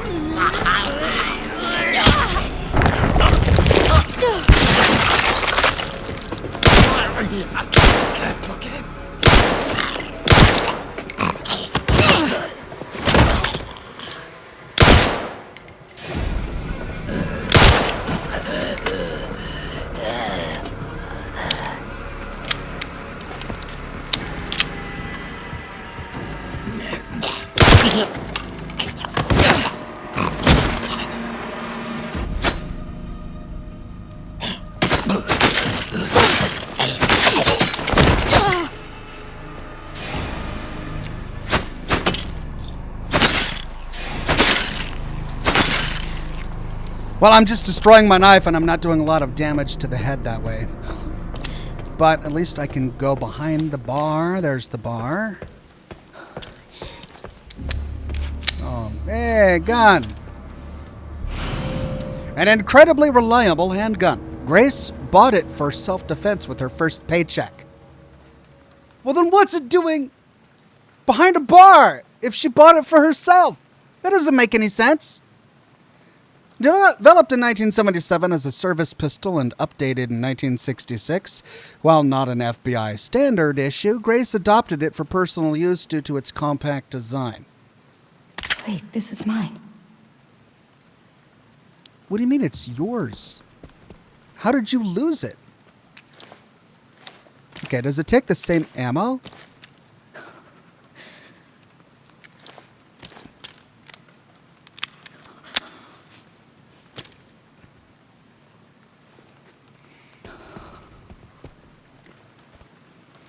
Okay, left 30.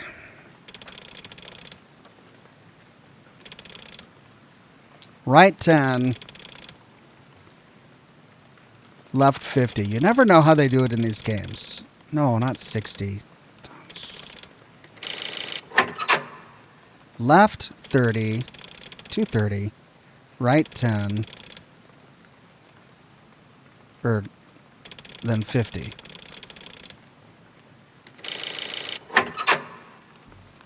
Okay, so do we pass one? Let's go.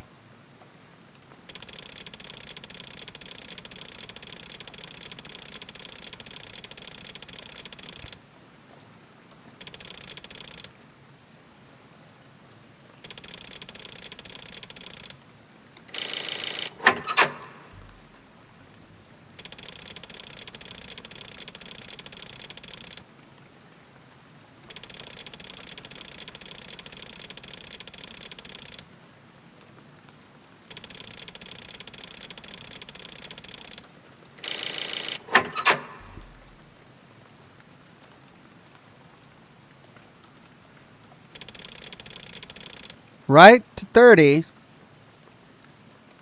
And then do we pass 10 once?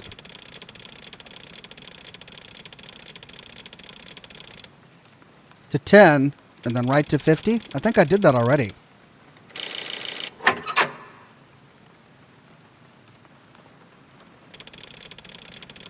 Because otherwise it would be 30, 10, 50. Which doesn't work. Neither does 30, 10, 50.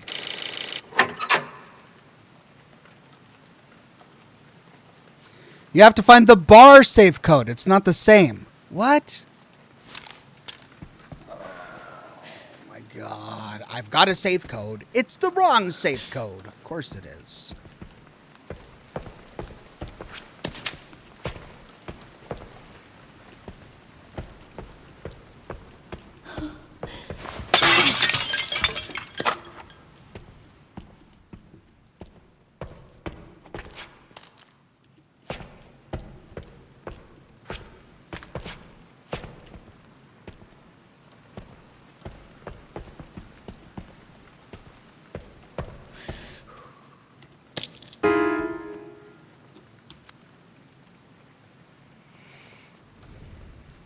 Clueless and Callie says she was kidnapped and strapped to a hospital table upside down. I doubt they would have let her keep her pistol.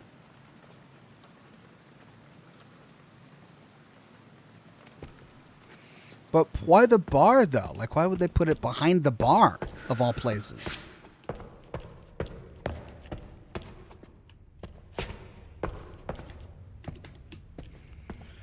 Okay, I remember killing a guy back here. Oh, yeah, then there's this thing. Scale model of the care center.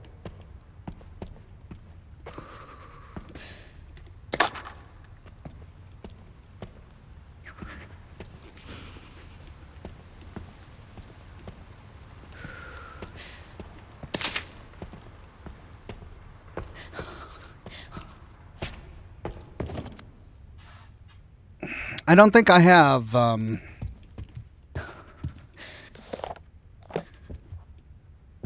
yeah. I don't have a lockpick.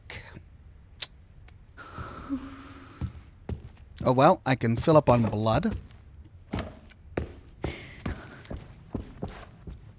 I'm already full on blood. Okay. Maybe I should use it.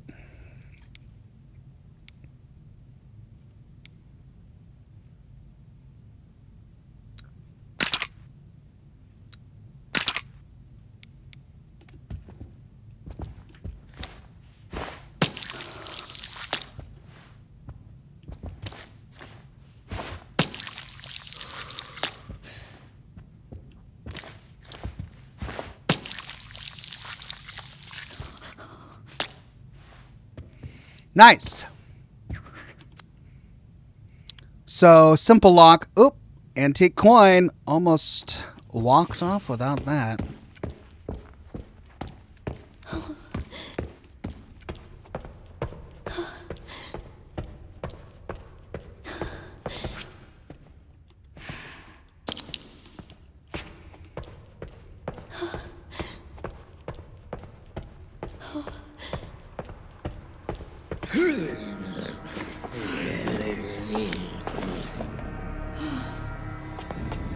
A mistake.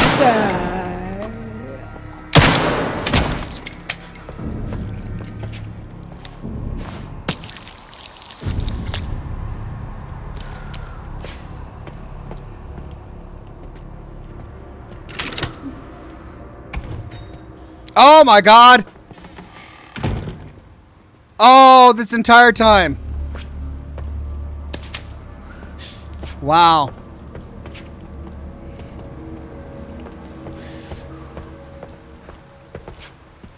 Okay, I think I've got a ton of coins that I could probably go spend. So let's try that real quick.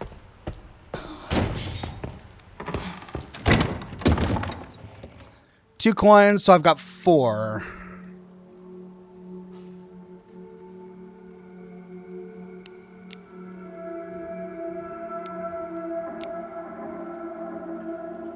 Oh, I can only keep 3 stacked. Oh, that sucks. All right, well, at least I'll store that.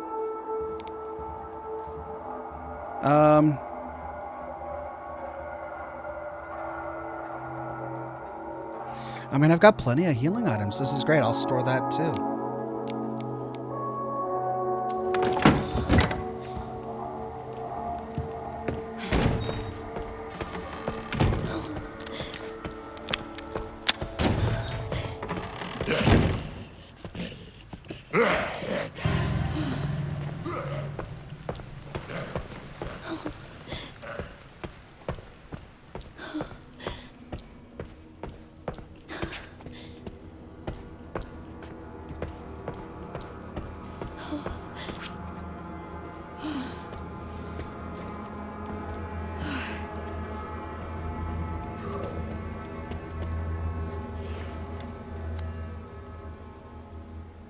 Steroids increases max health. The other one just improves handling, right? Yeah, I think I want these.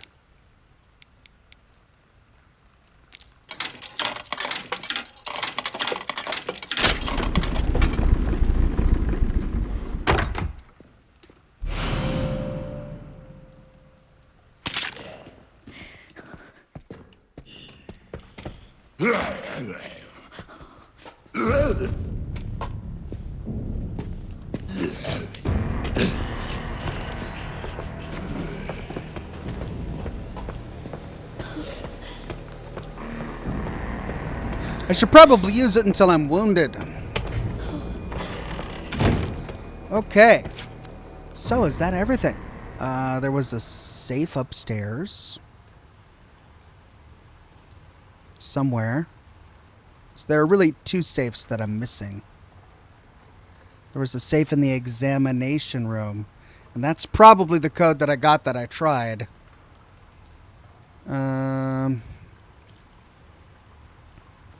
Ooh. Oh, I've only got 10 minutes left. Let's go talk to the girl.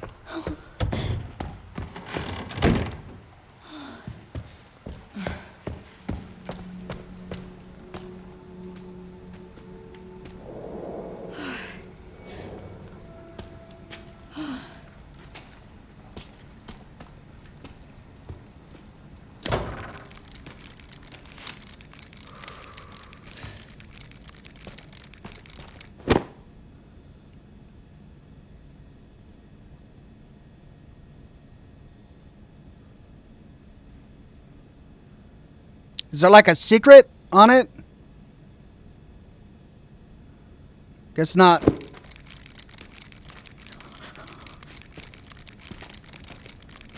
Why do I hear...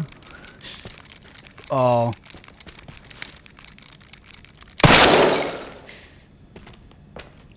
There was another one that I'm missing. I think I remember seeing one that I didn't shoot. Save the girl for the next episode, says chat. Okay. Yeah, if it's long and I've only got 10 minutes, then I probably should save it for the next episode. Well, I should craft an ink ribbon.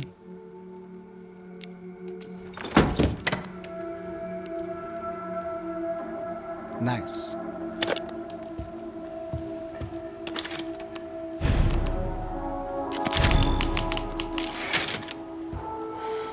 Okay.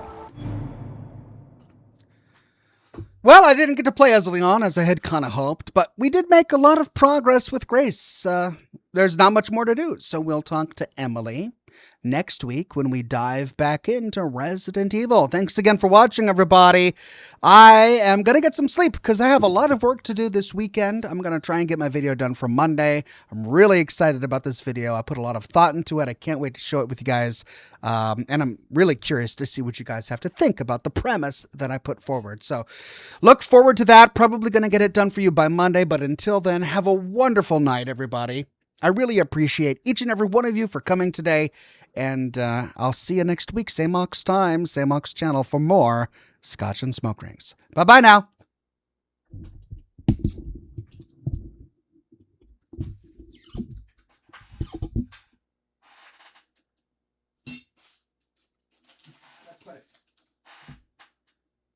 I always lose it.